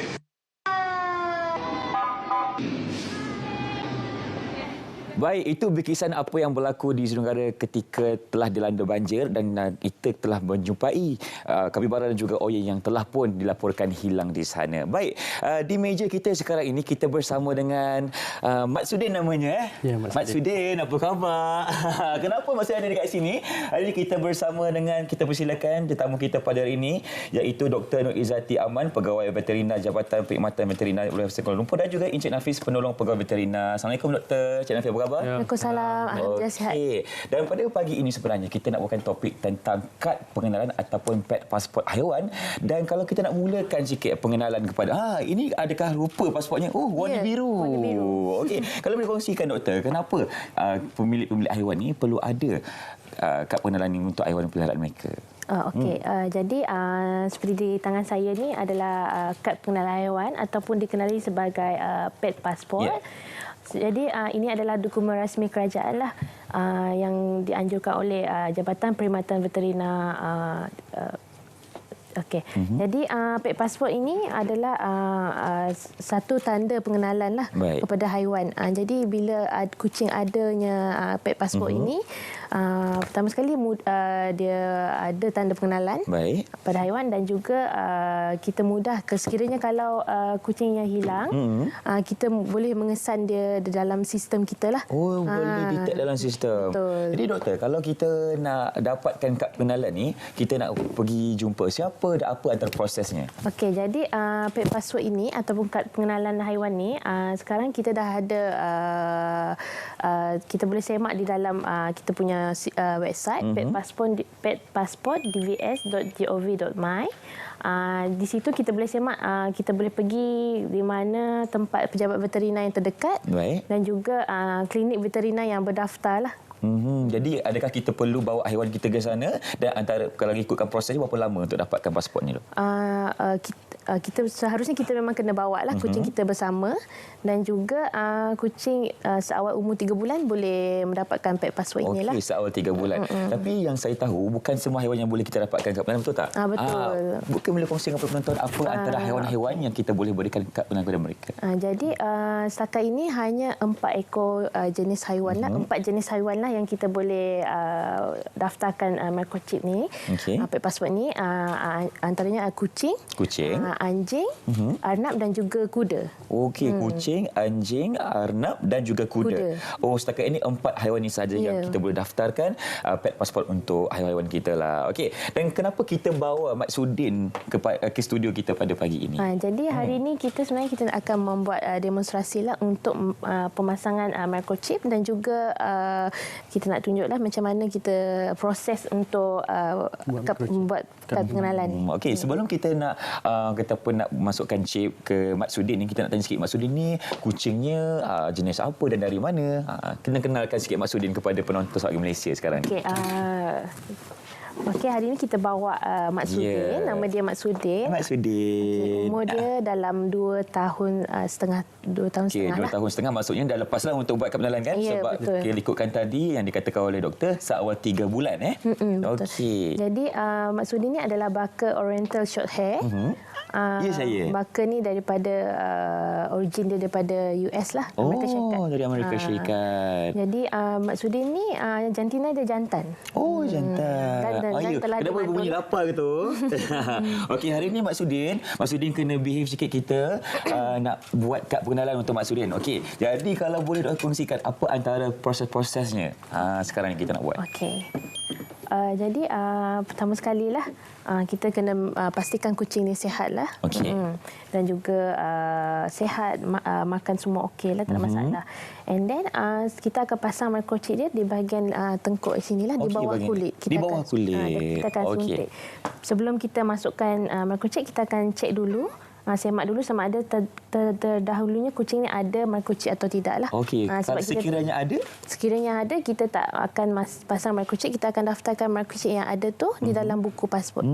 Faham. Okey, kalau macam ni statusnya memang tak ada Cik Nafis? No ID form. No ID form, maksudnya belum ada chip lagi yang dimasukkan ke Mat Sudin. Okey, jadi kalau kita dah tahu memang tak ada lagi ID chip, kita nak buat apa? Okey, pertama sekali kita akan letak ni lah antiseptik lah. Dan baru kita pasangkan microchip tu. Jadi kalau untuk proses pemasangan microchip ni sekejap sajalah. Sekejap saja. Oh, okey. Jadi yang ini saya minta Cik Nafis lah. Boleh. Okey. Saya potong. Okey. Sekejap je Mak Sudin. Sakit ke untuk haiwan kita ni kalau masuk dalam microchip? Dia sedikit sakit. Sedikit sakit. Sebab dia ada macam ni kan suntikan kan. Okey, kita akan masukkan. Jadi ini adalah dia punya microchip lah.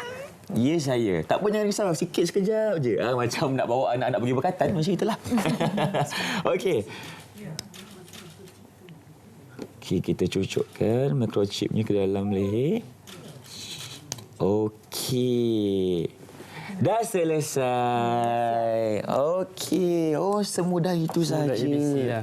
Ya? Semudah ABC. Semudah ABC dan sekejap saja. Okey. Jadi sekarang ni dalam leher maksudnya dah ada microchip. Okey, kalau kita boleh scan sekarang ni, tengok apa pula statusnya. Adakah berbeza? Okey, sekarang dia dah ada nombor microchip. Okey, boleh tinggal ke kamera. Okey. Apa yang ditulis? Jadi dekat sini ada nombor dia. Start daripada 458 dan berakhir daripada 793 lah.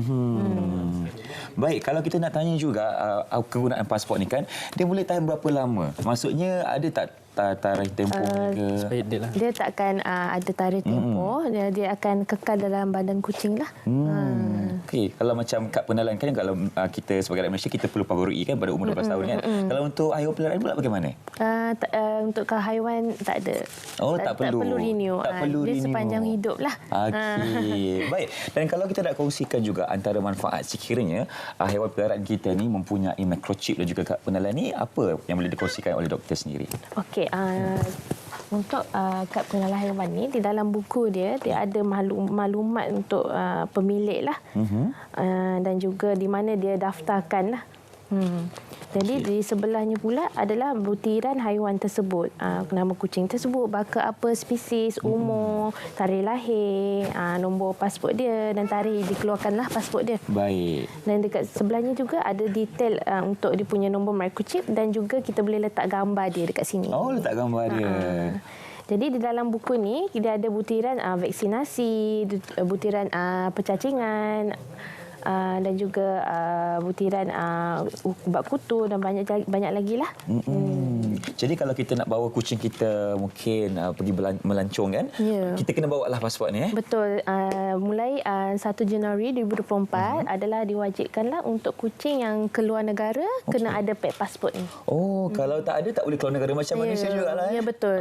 Ingat tu, kepada pemilik haiwan di luar sana, kalau anda berkeinginan nak bawa kucing anda, mungkin anak anda keluar negara, pastikan anda telah mempunyai pasport dan yang telah berikan kepada kucing peliharaan anda seperti Mak Sudin. Mak Sudin tahu dah nak pergi mana Mak Sudin?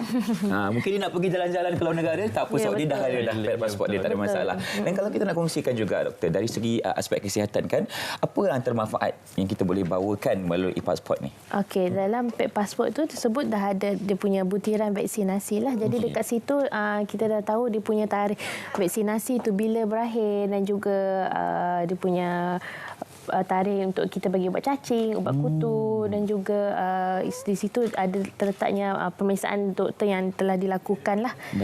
Selain daripada itu, bilanya berlakunya wabak lah. Sebab dia punya sistem, kita dah ada dia punya data, jadi mudahlah untuk kita untuk tengok dalam sistem tu untuk mudah kalau kita ada berlakunya wabak lah seperti macam rabies apa semua. Baik, jadi memudahkan penjaga dan juga pihak veteriner juga untuk melihat sekiranya ada masalah kesihatan yang berlaku, kita boleh sahaja melihat butiran-butiran tersebut melalui pet pasport yang berwarna biru ini. Okey, ini merupakan pet pasport milik Mak Sudin yang baru saja didaftarkan sekarang. Okey, lepasnya kalau bersedia saya nak bawa Mak Sudin pergi jalan-jalan boleh lah Boleh. Bawa dia pergi Thailand ke kan? Boleh, tak ada masalah, kita bawa sahaja pasport ini bersama dengan Mak Sudin. Okey, itu perkongsian yang kita bawakan kepada anda tentang pet pasport. Jadi mungkin saranan sedikit lagi kepada penonton untuk segerakan buat kad pengenalan kalau belum ada lagi. Jadi kepada pemilik haiwan kesayangan, bolehlah semak kita punya kita punya website petpassport.dvs.gov.my untuk melihat senarai pejabat veterina yang terdekat dan juga klinik veterina yang berdaftar dengan kita lah untuk mendapatkan pet passport ini. Baik, terima kasih diucapkan kepada Dr. Nur Izzati Aman dan juga Encik Nafis berkongsi kepada tentang kad pengenalan haiwan peliharaan ataupun pet passport. Dan seterusnya penonton, kita akan ke Met Malaysia untuk kita melihat kajian laporan cuaca di sana. Jom kita persilakan.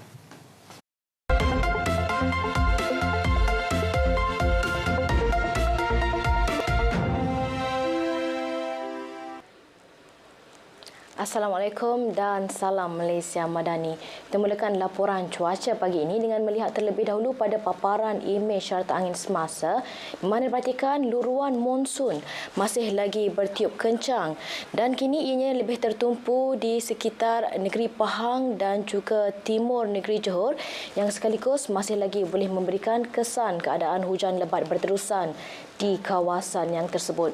Oleh itu, Jabatan Meteorologi Malaysia masih lagi mengekalkan amaran cuaca peringkat waspada bagi negeri Pahang, itu melibatkan daerah Rompen serta di beberapa daerah melibatkan negeri Johor yang dijangkakan boleh berterusan sehingga ke hari esok 21 Disember. Selain itu, Malaysia juga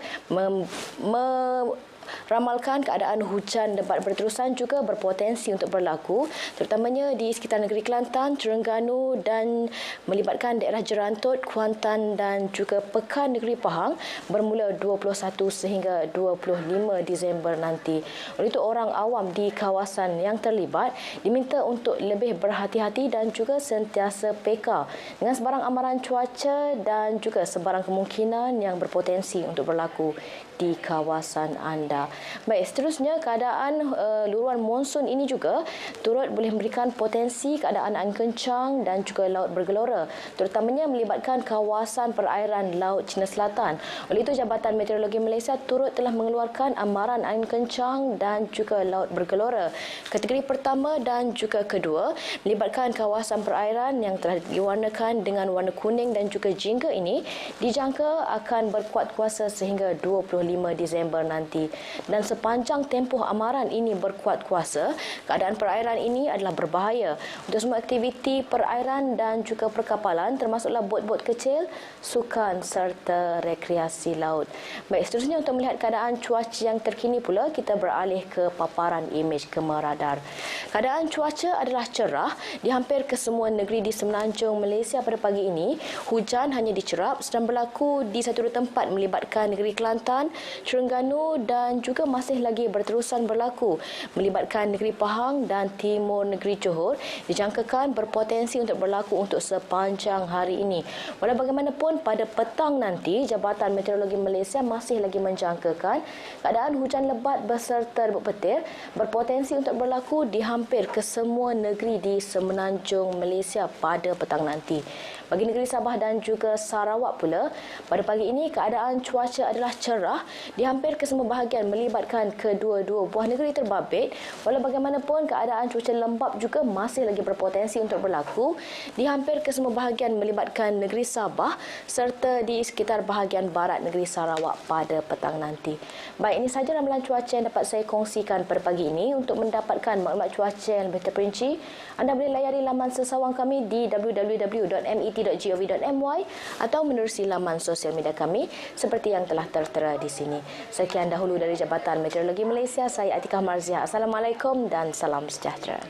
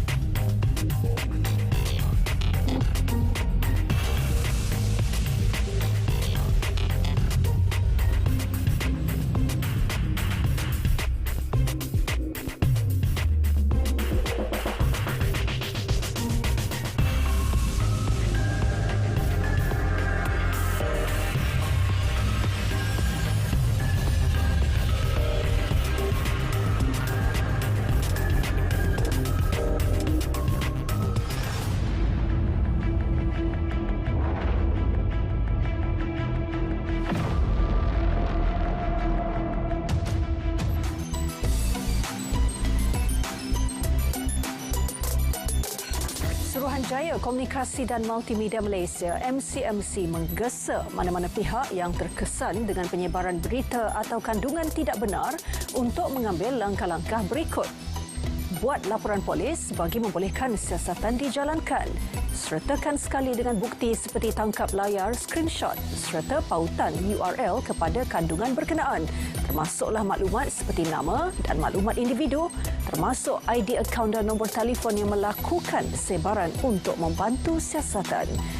Buat kenyataan penafian atau penjelasan terhadap sebarang dakwaan yang tidak benar atau tidak tepat bagi menghentikan berita atau kandungan berkenaan daripada terus disebarluaskan.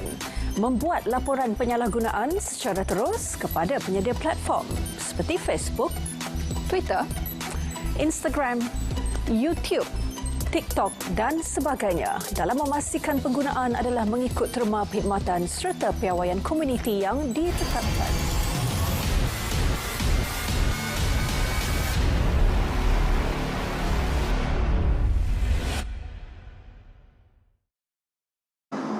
Sekarang ni nak healing kat mana-mana pun boleh. Macam sekarang ni saya berada di pantai dalam lah tapi sambil duduk macam ni kan. Jadi kepada anda yang meminati aktiviti perkemahan ni, tak kisah sebenarnya dekat mana-mana pun sebab sekarang ni lebih mudah boleh berkemah menggunakan kereta.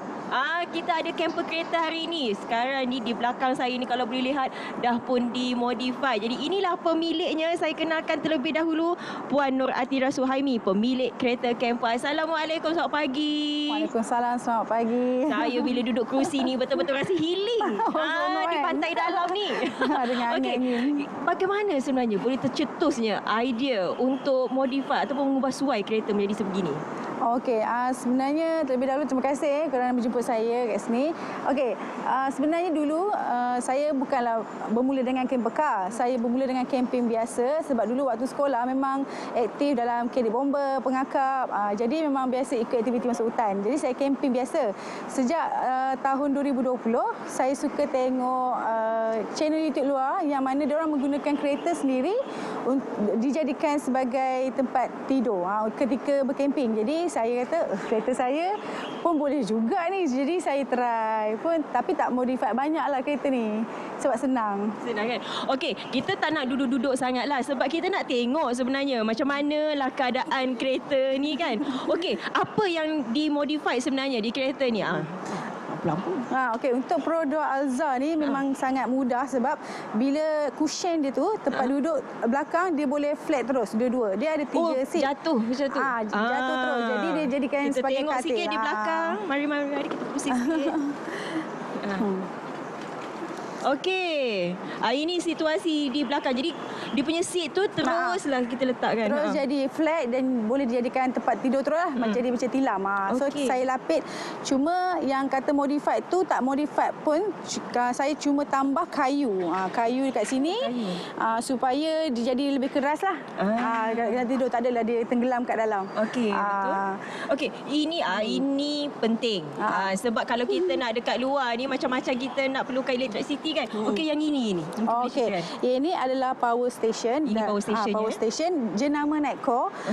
Untuk power station ni kalau siapa yang bawa camping ataupun camper van ke kan yang menggunakan banyak device boleh guna power station ni lebih daripada 6 hari lah.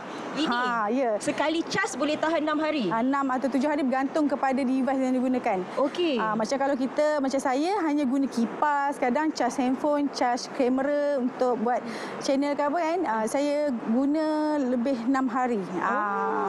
Okey. Jadi kalau sebelum kita pusing lagi, costing lah nak siap jadi macam ni untuk kereta Alza ni dah habis berapa setakat ni? Untuk yang ni saya rasa tak terlalu mahal sangat sebab saya lebih suka minimalis sebab yang benda-benda macam ni macam saya boleh beli di DIY kan benda-benda macam ni. Lepas tu hanya kain belakang tu boleh beli dekat sekarang kat Shopee pun banyak lampu kat DIY. Betul. Okey, kalau macam ni kita kira ni dia punya kosmetik-kosmetiknya lah. Ni estetiknya. Tapi untuk camping di luar menggunakan kereta ni apa yang paling penting sekali? Apa barang-barang yang paling utama? Okey, untuk camping dekat luar kita kena pastikan kita bawa cukup kelengkapan seperti lampu. Lampu tu penting untuk kat mana-mana tepat. Sebab kadang kita nak pergi ke tempat-tempat yang gelap tu, kalau kita lupa lampu memang jenuh lah. Lepas tu dan juga bahan masak kita, itu penting. Lepas tu bahan macam ni lah, power station ataupun power bank. Kalau setakat satu malam, power bank cukup lah. Itulah bila cakap malam tu, sebab saya difahamkan macam puan kalau berkemah tu sorang-sorang. Wanita pula tu, dalam kereta pula. Jadi dari segi keselamatan tu macam mana? Okey, dari segi keselamatan, first thing first, kita sebelum nak pergi mana-mana tu, sebaiknya kita melaporkanlah kalau kita seorang ataupun masuk dekat dalam kawasan pedalaman yang jauh dengan penempatan, bagi maklumat dekat polis je lah, Balai Polis Berhampiran. So cakap kita nak camping satu malam, lepas tu dah keluar, kita lapor balik, kita keluar. Dan kita juga sebelum nak pergi mana-mana tu, kita jangan war-warkan lah. Sebaiknya jangan war-warkan atau up status ke apa, sebab kita risau orang tak penat tunggu pula kat tempat tu kan. Betul-betul. Dah lepas habis healing baru kita up kan. Lepas tu yang penting healing dulu, nanti takut hilang pula. Nanti orang jumpa kat situ kan. Dan kita juga maklumkan dengan orang yang terdekat lah, macam suami ke ibu, ke mana kita nak pergi. Kalau macam caravan kan, kalau kita pergi mana-mana, kita kena sewa tapak tu. Betul. Kalau ini kereta, jadi kereta ni kena sewa tapak juga kan, atau kita boleh parking je kat mana-mana? Ada tempat yang kita boleh parking free, macam kalau dekat tepi pantai-pantai terbuka kan, macam dekat belah-belah Terengganu kadang-kadang ada je pantai-pantai yang terbuka, so kita boleh park je dan duduk kat tepi pantai. Tapi kalau ada campsite sekarang pun dah banyak buka untuk motorhome, caravan. So memang dah ada tapak campsite yang mana owner campsite sendiri pun dah buka untuk kereta dan juga motorhome. Jadi kita kena bayar tapak jugalah untuk satu kereta. Macam tu. Kalau kita tengok perkongsian di media sosial, selalunya pergi ke tempat-tempat yang orang tak explore lagi. Orang tak tahu pun kat situ boleh kita healing kan. Sebab kebanyakan tempat-tempat ni kita dah selalu nampak di media sosial. Jadi mungkin boleh kongsikanlah di antara lokasi-lokasi rahsia puan. Yang kini bukan lagi rahsia. Macam dekat saya berasal dari Perak. Jadi saya kebanyakan suka pergi belah-belah Perak, macam Cenderiang, Teluk Batik tu memang kalau nak angin laut kan sedap kat situ. Kalau nak angin laut, belah-belah Kuala Kangsar ada banyak, dekat Greenstone. Lepas tu kalau nak jauh sikit, nak sejuk, pergi Cameron Highland dekat lodging ke. Dekat belah-belah Selangor saya suka Semongki Survival Camp. Dan sebenarnya banyak lagi tempat yang kita dah pergi tapi saya lupa lah sebut kan. Macam sekarang ni kan tengah musim cuti sekolah. Selain daripada kita healing untuk camping ni, apa lagi sebenarnya aktiviti-aktiviti menarik yang boleh kita lakukan? Selain daripada camping. Sebab kalau kita tengok di media sosial lah, tengok ada bukan mancing, tangkap itu, tangkap ini, lepas tu masak terus. Cakap, semangat. Selain daripada tu kita boleh pergi hiking ke, ataupun buat sekarang aktiviti yang orang suka buat, paragliding. Yang itu dekat belah-belah Terengganu seronok sebab pemandangan dia cantik. Apa kelebihan memiliki camper kereta ni? Kelebihan memiliki camper ni, dia sebenarnya adalah hotel gerak. Jadi bila saya pergi mana-mana, saya dah tak risau. Nak booking hotel penuh, macam sekarang musim cuti sekolah kan. Dia confirm hotel penuh. Tapi kalau dari segi toiletnya, tandasnya bagaimana pula? Kadang-kadang kalau kita pergi dekat campsite yang berbayar memang dah ada lah. Tapi kalau macam saya pernah juga buat dekat Lekir, tak ada, dia memang awal campsite, tak ada apa-apa kemudahan. Jadi kita buat sendiri toilet tu. Ini memang survival betul ni. Buat sendirilah. Toilet tu. Tapi kita ada satu kemah yang panjang tu untuk tutup lah. Kadang kalau emergency tengah malam kan. Tapi kita sediakan air lah. Memang ada portable toilet tu. Ada portable toilet tu lah. Kalau di sini kita boleh lihat, ini tempat untuk memasaknya lah. Jadi ni semua ditempatkan masuk dalam kereta ni. Betul. Memang muat lah semua sekali. Tapi sebenarnya yang saya set up hari ni adalah basic untuk beginner sajalah. Ini basic untuk beginner? Belum lagi basic. Masuk bahan masakan ke apa ke, aksesori kan. Kadang orang penuh dengan aksesori. Lagi banyak sebenarnya barang. Jadi ini kalau siapa yang baru nak berjinak-jinak untuk berkemah ni, jadi ini basicnya. Basic saja. Ini basic. Yang penting kena ada ini. Power station penting lah. Power station. Nanti sebab jadi apa-apa, handphone mati ke ayah ni, takkan kita nak charge guna kereta pula kan semata-mata. Selain daripada belakang ni, bahagian hadapan ada dimodify ke ataupun tak ada? Tak ada. Bahagian hadapan tak ada. Memang seat tu kita tolak ke depan, memang kita healing kat tempat seat belakang ni je. Bila malam tidur, memang tidur dalam kereta ni ke? Maksudnya tutup semua sekali? Tutup semua. Jadi tapi perudaraan? Saya buka tingkat separuh. kalau nak lagi selamat sebenarnya kita pasang net yang untuk tingkap tu kan. Tapi saya pasang lansir je lah. Lansir memang saya pasang, tapi buka sikit untuk pengudaraan. Kipas ni memang masuk dalam. Dia sebenarnya penting kipas. Ada tak mungkin nasihat untuk mereka, sebab apa yang kita risau, duduk dalam kereta bertutup pula, lepas tu pasang aircon. Apa yang kita lihat banyak kes-kes yang lemas ataupun kematian dalam kereta kan. Bagaimana Puan? Sebaiknya bila kita nak tidur kita jangan pasang aircon. Memang guna kipas dan buka sedikit tingkap untuk pengudaraan. Ramai yang risau sebenarnya, adakah kereta kunci ke waktu malam? Memang ya, memang saya kunci di dalam. Kunci dari dalam. Lepas tu kalau macam barang-barang yang penting, terutama sekali kita punya pisau potong atau benda-benda yang tajam, memang saya masukkan semua dalam kereta dan tutup. Sebab kalau kita letak kat luar bahaya juga kan. Betul. Okey, kebiasaannya lah kalau berkemah ni untuk dari segi makanan tu, sebab kita tak nak memang kena makan kan. Macam mana? Memang masak ke atau bawa pre-pack ke atau bagaimana? Ada tempat yang saya bawa pack, ada tempat yang saya masak sendiri. Saya lebih suka masak sendiri sebab saya boleh makan pagi bawa ke malam terus. Sebab masak dekat luar tu sebenarnya lebih feeling. Lebih healing orang kata. Lebih healing, lebih feeling.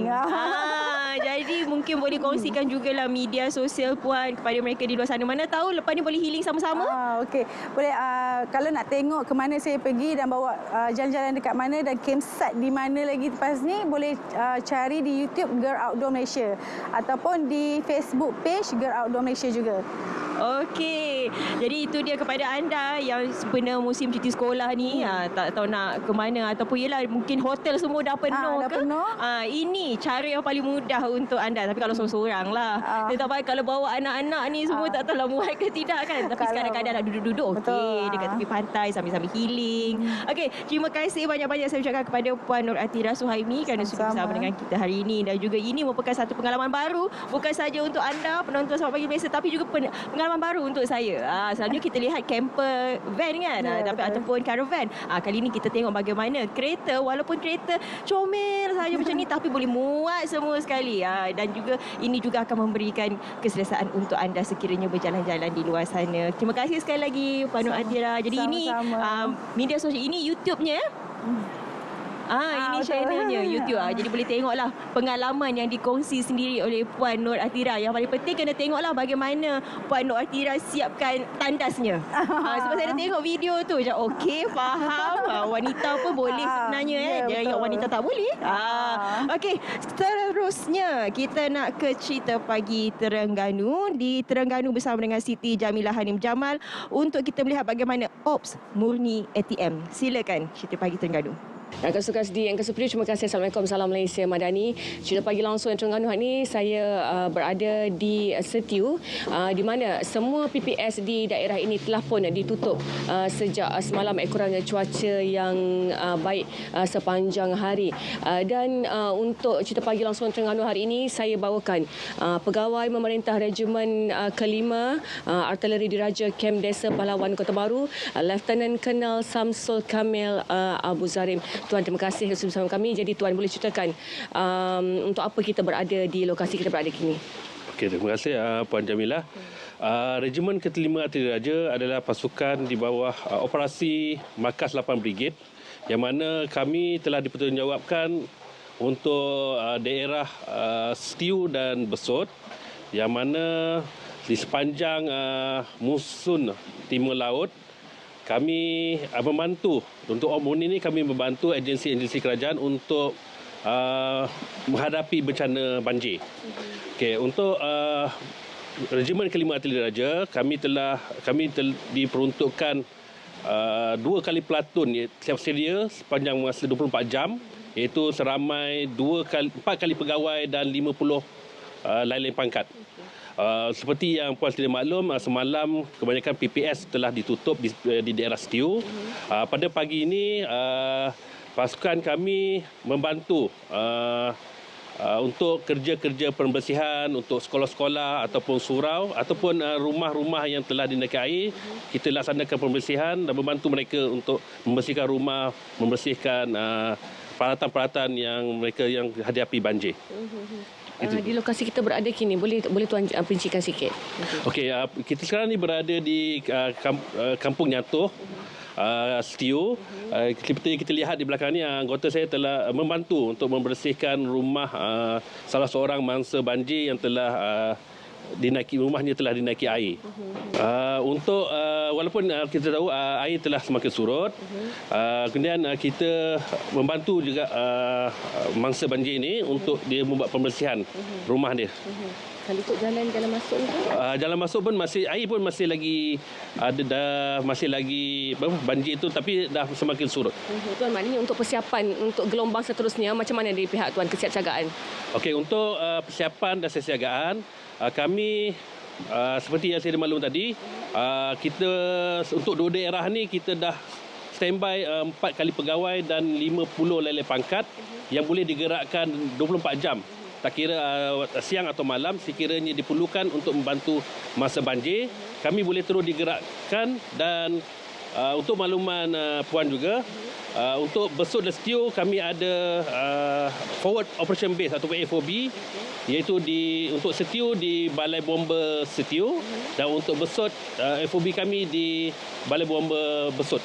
Maknanya anggota untuk session awal itu seramai seperti kita lihat, 1 kali pegawai ada 10 kali leleh pangkat akan bergerak dahulu untuk menilai keadaan banjir dan mendapatkan apa keperluan yang diperlukan oleh agensi-agensi penyelamat yang lain. Tuan, terima kasih Tuan. Okey, itu tadi perincian yang saya maklumat yang cukup terperinci sebenarnya yang sedang dilakukan oleh pasukan tentera bagi membantu untuk terjejas banjir, khususnya dalam membersihkan kediaman masing-masing. Rakan tugas kembali pada anda, silakan. Terima kasih rakan pelapor Siti Jamilah Hanim Jamil untuk perkongsian cerita pagi Terengganu. Syafiqah, rakan kami bersama-sama ya. Macam mana dengan kempen tadi, seronok Oh, seronok Irfan. Jadi musim cuti sekolah ni mungkin nak pergi berkelah kan. Di pantai bolehlah guna kereta saja. Tak perlu nak jimat duit, senang cerita. Jimat duit, tak payahlah nak buat hotel kan. Betul. Tapi selain pada kita nak pergi bercuti kan, dekat rumah juga kalau anak kita cuti sekolah kan sekarang ni. Jadi kita perlu juga untuk menjana aktiviti mereka. Jadi antara aktiviti yang boleh dilakukan, saya tak boleh terima anak kita. Anak orang lain. Kita baru ada anak Irfan. Saya cakap anak kita tadi. Anak kita. Maafkan saya. Okey, kita nak bersama dengan tetamu kita di studio. Comel sangat. Sebab dia ada macam-macam dekat atas meja ni. Kita kenalkan terlebih dahulu. Ini ibunya, Nur Hafizah Salihuddin. Assalamualaikum. Waalaikumsalam. Hari ini bersama pula dengan anak yang comel-comel. Ini nama siapa di sini? Namanya siapa tu? Sini. Beritahu dekat uncle dengan aunty. Ide. What's your name? Dia malu-malu. Inilah anak kita Irfan cakap dengan tadi. Ini anak kita. Ada 2 hari ni. Diorang ni Kelly Brothers. Nampak tak rambut diorang? Oh ya, betul. Okey. Okey, untuk anak-anak yang macam ni, yang begitu pentingnya sebenarnya kita nak pastikan mereka punya diri rasa tu semuanya berfungsi dengan Betul. baik. Jadi apa sebenarnya antara aktiviti kalau puan boleh kongsikan, boleh kita lakukan di rumah? Boleh. So biasanya kalau macam I dengan anak-anak kat rumah kan, I start very early lah, very early age kan, macam since baby. Jadi slowly macam ni level-level. Come, I give. You want to try this one, Afi? Octopus. Mana? Oh, berapa nak bagi kat aunty? Okay, how about this one? Can you give this to uncle? Nampak? You want to give this to uncle? You want to give this to uncle? Saya. Okay, never mind. You sit Tapi here. budak-budak kalau orang macam ni biarkan je. Ya, memang mereka dengan imunisasi memang mereka. kita kena. Okay, how about you take this one? How about Inilah you take this pengalaman one? diorang besar. Dia kalau dah besar macam ni, Sebab ni kan, ni biasa in the morning. Morning. Afi, can you give this to abang? Okay, how about you take this one and show uncle? Okay, show uncle. Come. You put on the table. Come to uncle. Put on the table. Afi. Cuba kita dekat uncle. Anak kita. Anak kita. This is apa tu kata antara contoh-contoh aktiviti yang kita boleh buat sendiri. Maknanya tak perlu nak cari barang-barang yang susah payah kan. Apa-apa yang ada kat rumah pun you boleh buat lah. Okey. As simple as that. Sejak umur berapa sebenarnya perkara macam ni didedahkan? Kalau contohnya aktiviti yang based fine motor skills kan, kita panggil macam critical thinking, concentration apa semua ni, as early as macam 12 months tu kita dah boleh start. Macam tu. Tapi depends pada milestone anak-anak anak sebab every kid is different level kan. Jadi kita kena tengok macam mana anak kita, the interest diorang. Sebab anak ni penerimaan dia berbeza. Dan juga kegemaran juga berbeza. Jadi macam mana penilaian itu dilakukan pada peringkat awal ni? Maksudnya kita kena tengok dulu. Ya. Auntie is asking, Mami, what is your favourite activity at home? Apa favourite? Apa yang Aiden suka buat? What is your favourite when you do activity at home? You like numbers? Yeah. Oh, you like numbers? Like numbers. Okay. Jadi macam dia ada 2 age gap, 2 years age gap. So macam I fokus untuk Alfie, orang kata aktiviti yang lain. Macam Aiden aktiviti yang sesuai dengan umur lah. Tapi I always base orang kata dia orang punya minat. Maknanya I follow anak-anak I. Jadi macam kalau ada some parents asking me questions berkaitan dengan macam mana kita nak interact dengan anak ataupun macam nak bagi dia orang interested. Aiden, kejap. Kita always follow anak kita. Okey, kalau macam untuk Alfie pula, apa antara minat yang ditunjukkan? Alfie, what activity do you like? Do you like this one? What activity do you like? Dia minat dinosaur. Dia favourite dinosaur. Jadi macam contoh aktiviti apa yang I buat kan, mesti ada macam dinosaur. Macam tu apa-apalah. So bukan setakat kena orang kata be kreatif, tapi orang kata kita tengok buat research sendiri kan. Kita inputkan like the information tu, buat anak kita orang kata cari something yang dia orang boleh ataupun able untuk connect dengan apa yang kita nak bagi tu. Baik, dan kalau kita nak membesarkan anak ni kan, kita kena bagi juga attention kan, maksudnya. Bagi attention kat sini. Nampak ni? Nampak dia minta attention. Ni building connection. Kalau ialah pendedahan ni diberikan sejak awal, dan kalau kita nak lihat impaknya mungkin akan dah besar nanti baru kita nampak kesannya bagaimana. Tapi untuk umur macam ni, dah nampak ke tidak apa di antara sebenarnya the first 5 years of their life tu is very important sebab 70% of their brain kan memang membentuk personality diorang. Contohlah kalau you nak anak you jadi adventurous, the first 5 years itulah yang macam you keep on giving them macam outdoor activities and stuff like that lah. So macam ni orang kata creativity kan, macam innovate kita nak raise kids yang macam being independent, innovative apa semua tu. Kita ada dinosaur kat sini, minta maaf tengah ada dinosaur kita. Kita kena ni lah, kita kena always expose them. Kalau bukan kita, memang dia orang takkan tahulah. Tak boleh harapkan sekolah sajalah. Ya. Itu dinosaur. Segi faktor keselamatan, sebab ada juga DIY macam nak masak. Dinosaur. This one you follow the colour. Follow the colour like this, okay? Okay, kalau contohnya macam Montessori, that one is like dia nak main ni juga. Okay, why not you take this one? So macam I'm telling auntie and uncle about your things that you like. You lipat kain. You like to cook? So macam aktiviti macam tu. This one tak ada kat rumah. Kita biar. Maksudnya kita always ada boundaries. Macam I kan, I sendiri in my experience, kita jangan limit diorang punya ni, because apa orang kata only the sky is the limit. Untuk age macam ni kita kena encourage, biar je, tapi always ada boundaries lah for safety purpose. Kalau boleh kongsikan juga antara aktiviti DIY ni kan, apa selain berwarna, apa lagi yang kita boleh berikan peringatan kepada anak kita seawal usia ni? Contohnya macam important things untuk diorang take note, bukan pengenalan orang kata numbers. You can go. You can go. Okay, so macam apa? You want to go tak? Shapes. Untuk bentuk, apa orang kata, colour tu very important sebab dia nak distinguish perbezaan antara persamaan dan apa orang kata different things yang dia nampak. Dari situ kita dah boleh tahu dah umur berapa yang dia boleh orang kata reach tu, dan kita boleh moving on dengan seterus orang kata next level lah. Itu tu yang kita sharpen fine motor skill. Baik, macam tadi Alfie kan dia tunjuk dekat Irfan, dia tunjuk ni, dia tunjuk ni. Dia tunjuk ini hidung. So clever. Okey, kalau yang ini dekat mana? Aiden, which one? What is that? What is that? What's this? Tongue. What's your tongue? Your tongue. Okey. Kalau yang ini? That is. Yeah, very good. What's your ear? Okay. Here. What is this? Aiden and Alfie? Eyes. Yes. What's your eyes, Alfie? You have 2 eyes. Very good. Kalau Puan boleh kongsikan yang berada di atas meja ni, apa di antara DIY yang dilakukan di rumah? Contohnya macam ni is very simple one. You just ada box, cardboard kan. And then apa yang orang macam selalu kata apa very difficult for them sebab macam ni lah kan, nak lukis-lukis. So you tak payah nak lukis sangat pun. Yang penting sebenarnya you tengok apa minat anak you boleh buat printable je. Cut out kan. Then just orang kata letak je lah. Macam ni ada pengepit-pengepit dia. Itu yang kita panggil fine motor skills.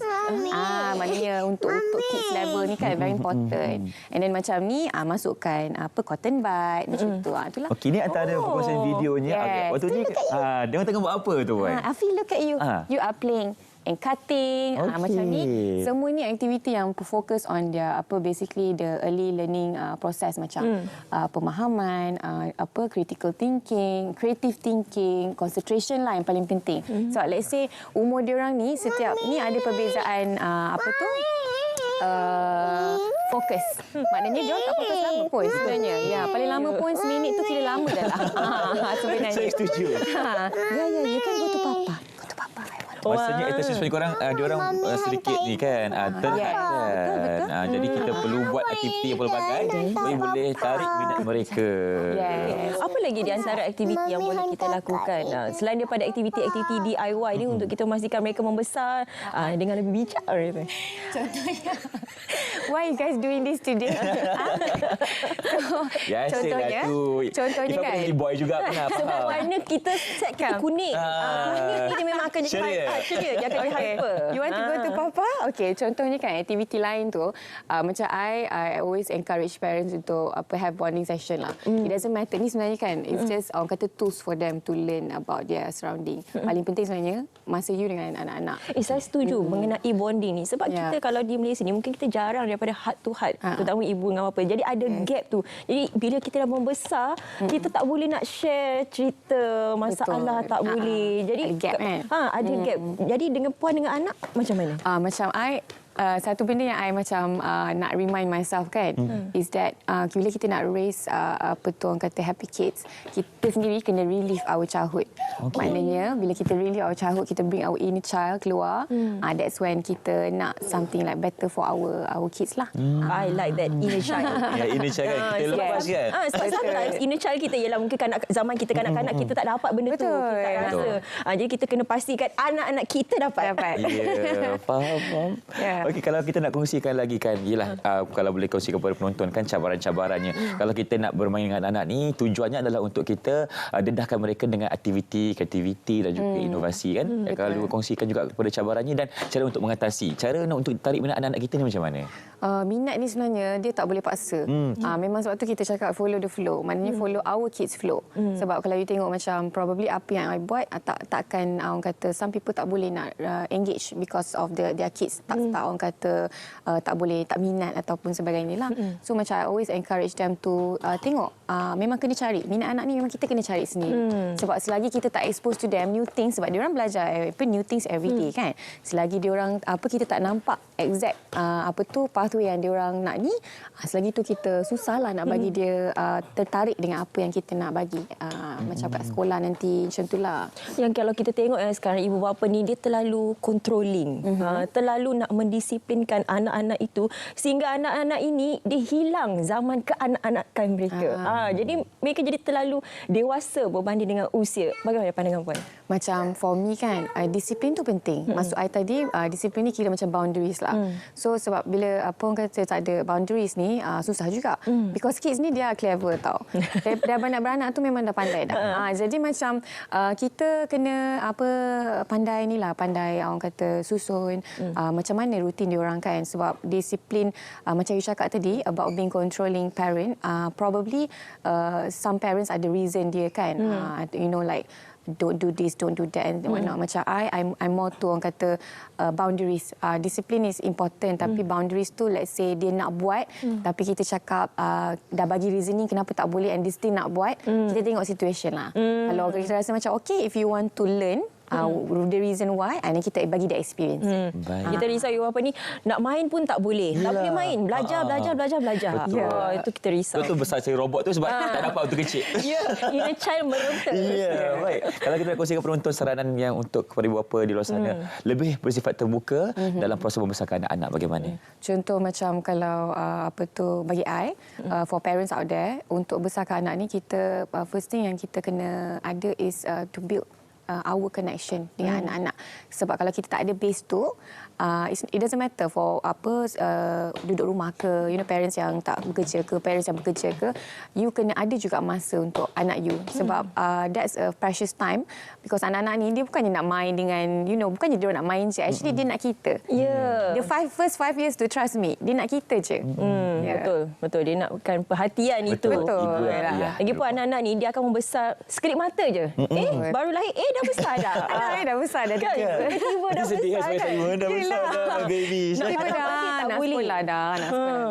Baik, kita nak ucapkan terima kasih kepada Puan Nur Hafizah Salahuddin untuk berkongsian bagaimana untuk kita membesarkan anak dengan kita menjanakan aktiviti dalam diri mereka. Jadi untuk mengetahui lebih lanjut mengenai aktiviti Puan dan juga anak-anak yang tampil ini media sosialnya, ini TikToknya.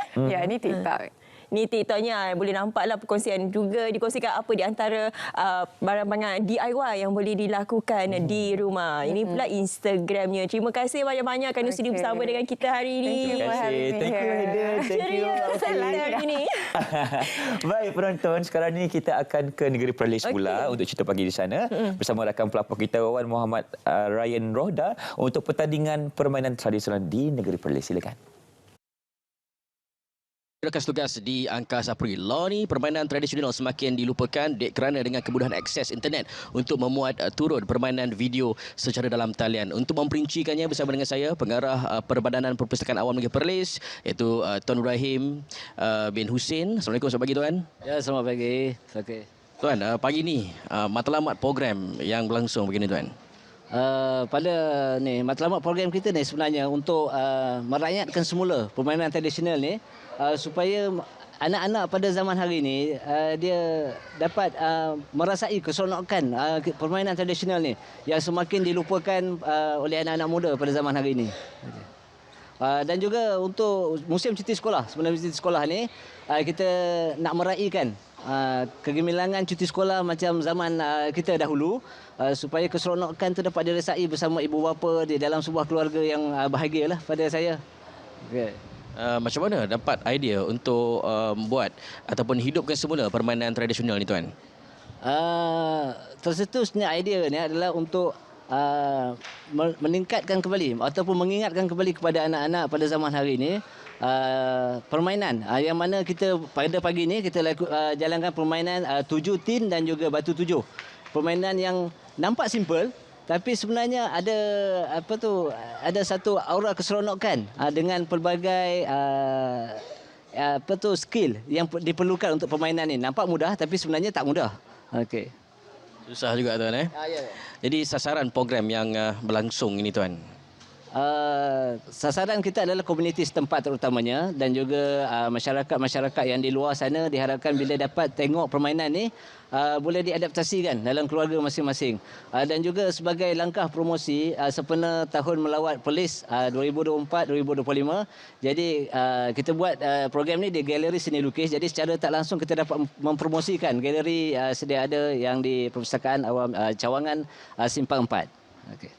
Baik, terima kasih Tuan. Saya kira dengan permainan tradisional ini dapat dihidupkan semula dan juga tahun Melawat Perlis kan, tahun 2024-2025 ni dapat menarik ramai pelancong ke destinasi-destinasi yang menarik di sini. Saya kira itu saja dari Perlis hari ini. Kembali kepada rakan tugas di Angkasa Puri. Silakan.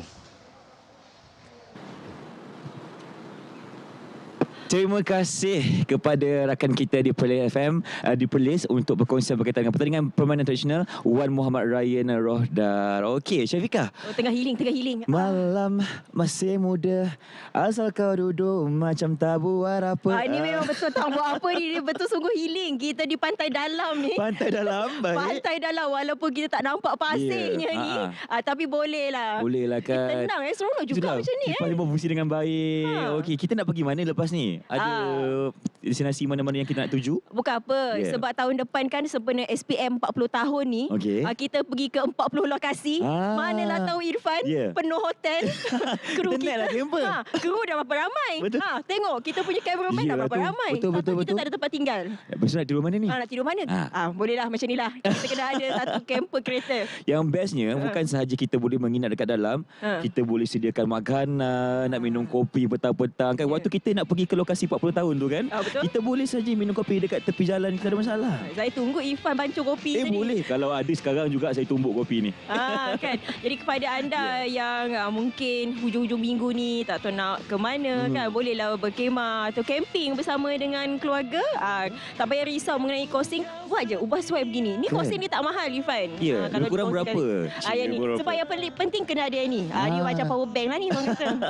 Sebab nanti handphone tak ada bateri ke apa kan. Jadi ini yang paling penting. Jangan lupa.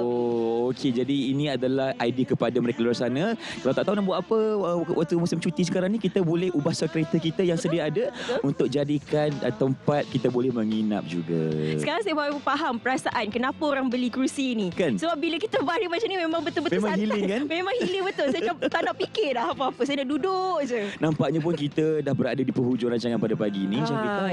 Jadi kita harapkan segala perkongsian kami daripada pukul 8 hingga 10 hari ini banyak yang kita kongsikan daripada pucukaian. Lepas tu tadi ada miau-miau. Ada miau, bagaimana kucing. Kita nak berikan beg pasport kepada kucing kita untuk kita melancong dengan kucing kita dan melihat prestasi kesihatan mereka juga. Dan yang paling penting ialah mengenai COVID-19 kerana sekarang kes semakin hari semakin meningkat. Jadi sila jaga diri, jaga keselamatan. Kalau boleh jaga penjarakan anda. Pakai pelitup separuh muka. Tidak wajib tapi amatlah digalakkan. Dan tadi kita juga kongsikan kepada anda cara untuk kita membesarkan anak-anak menggunakan aktiviti, dan kita juga telah tunjukkan kepada anda ini cara untuk kita berlibur bersama-sama. Okey, terima kasih semua. Saya Syaf Kaisar. Saya Faisal bin Setia. Kita jumpa lagi. Assalamualaikum dan salam sejahtera. Jom. Pagi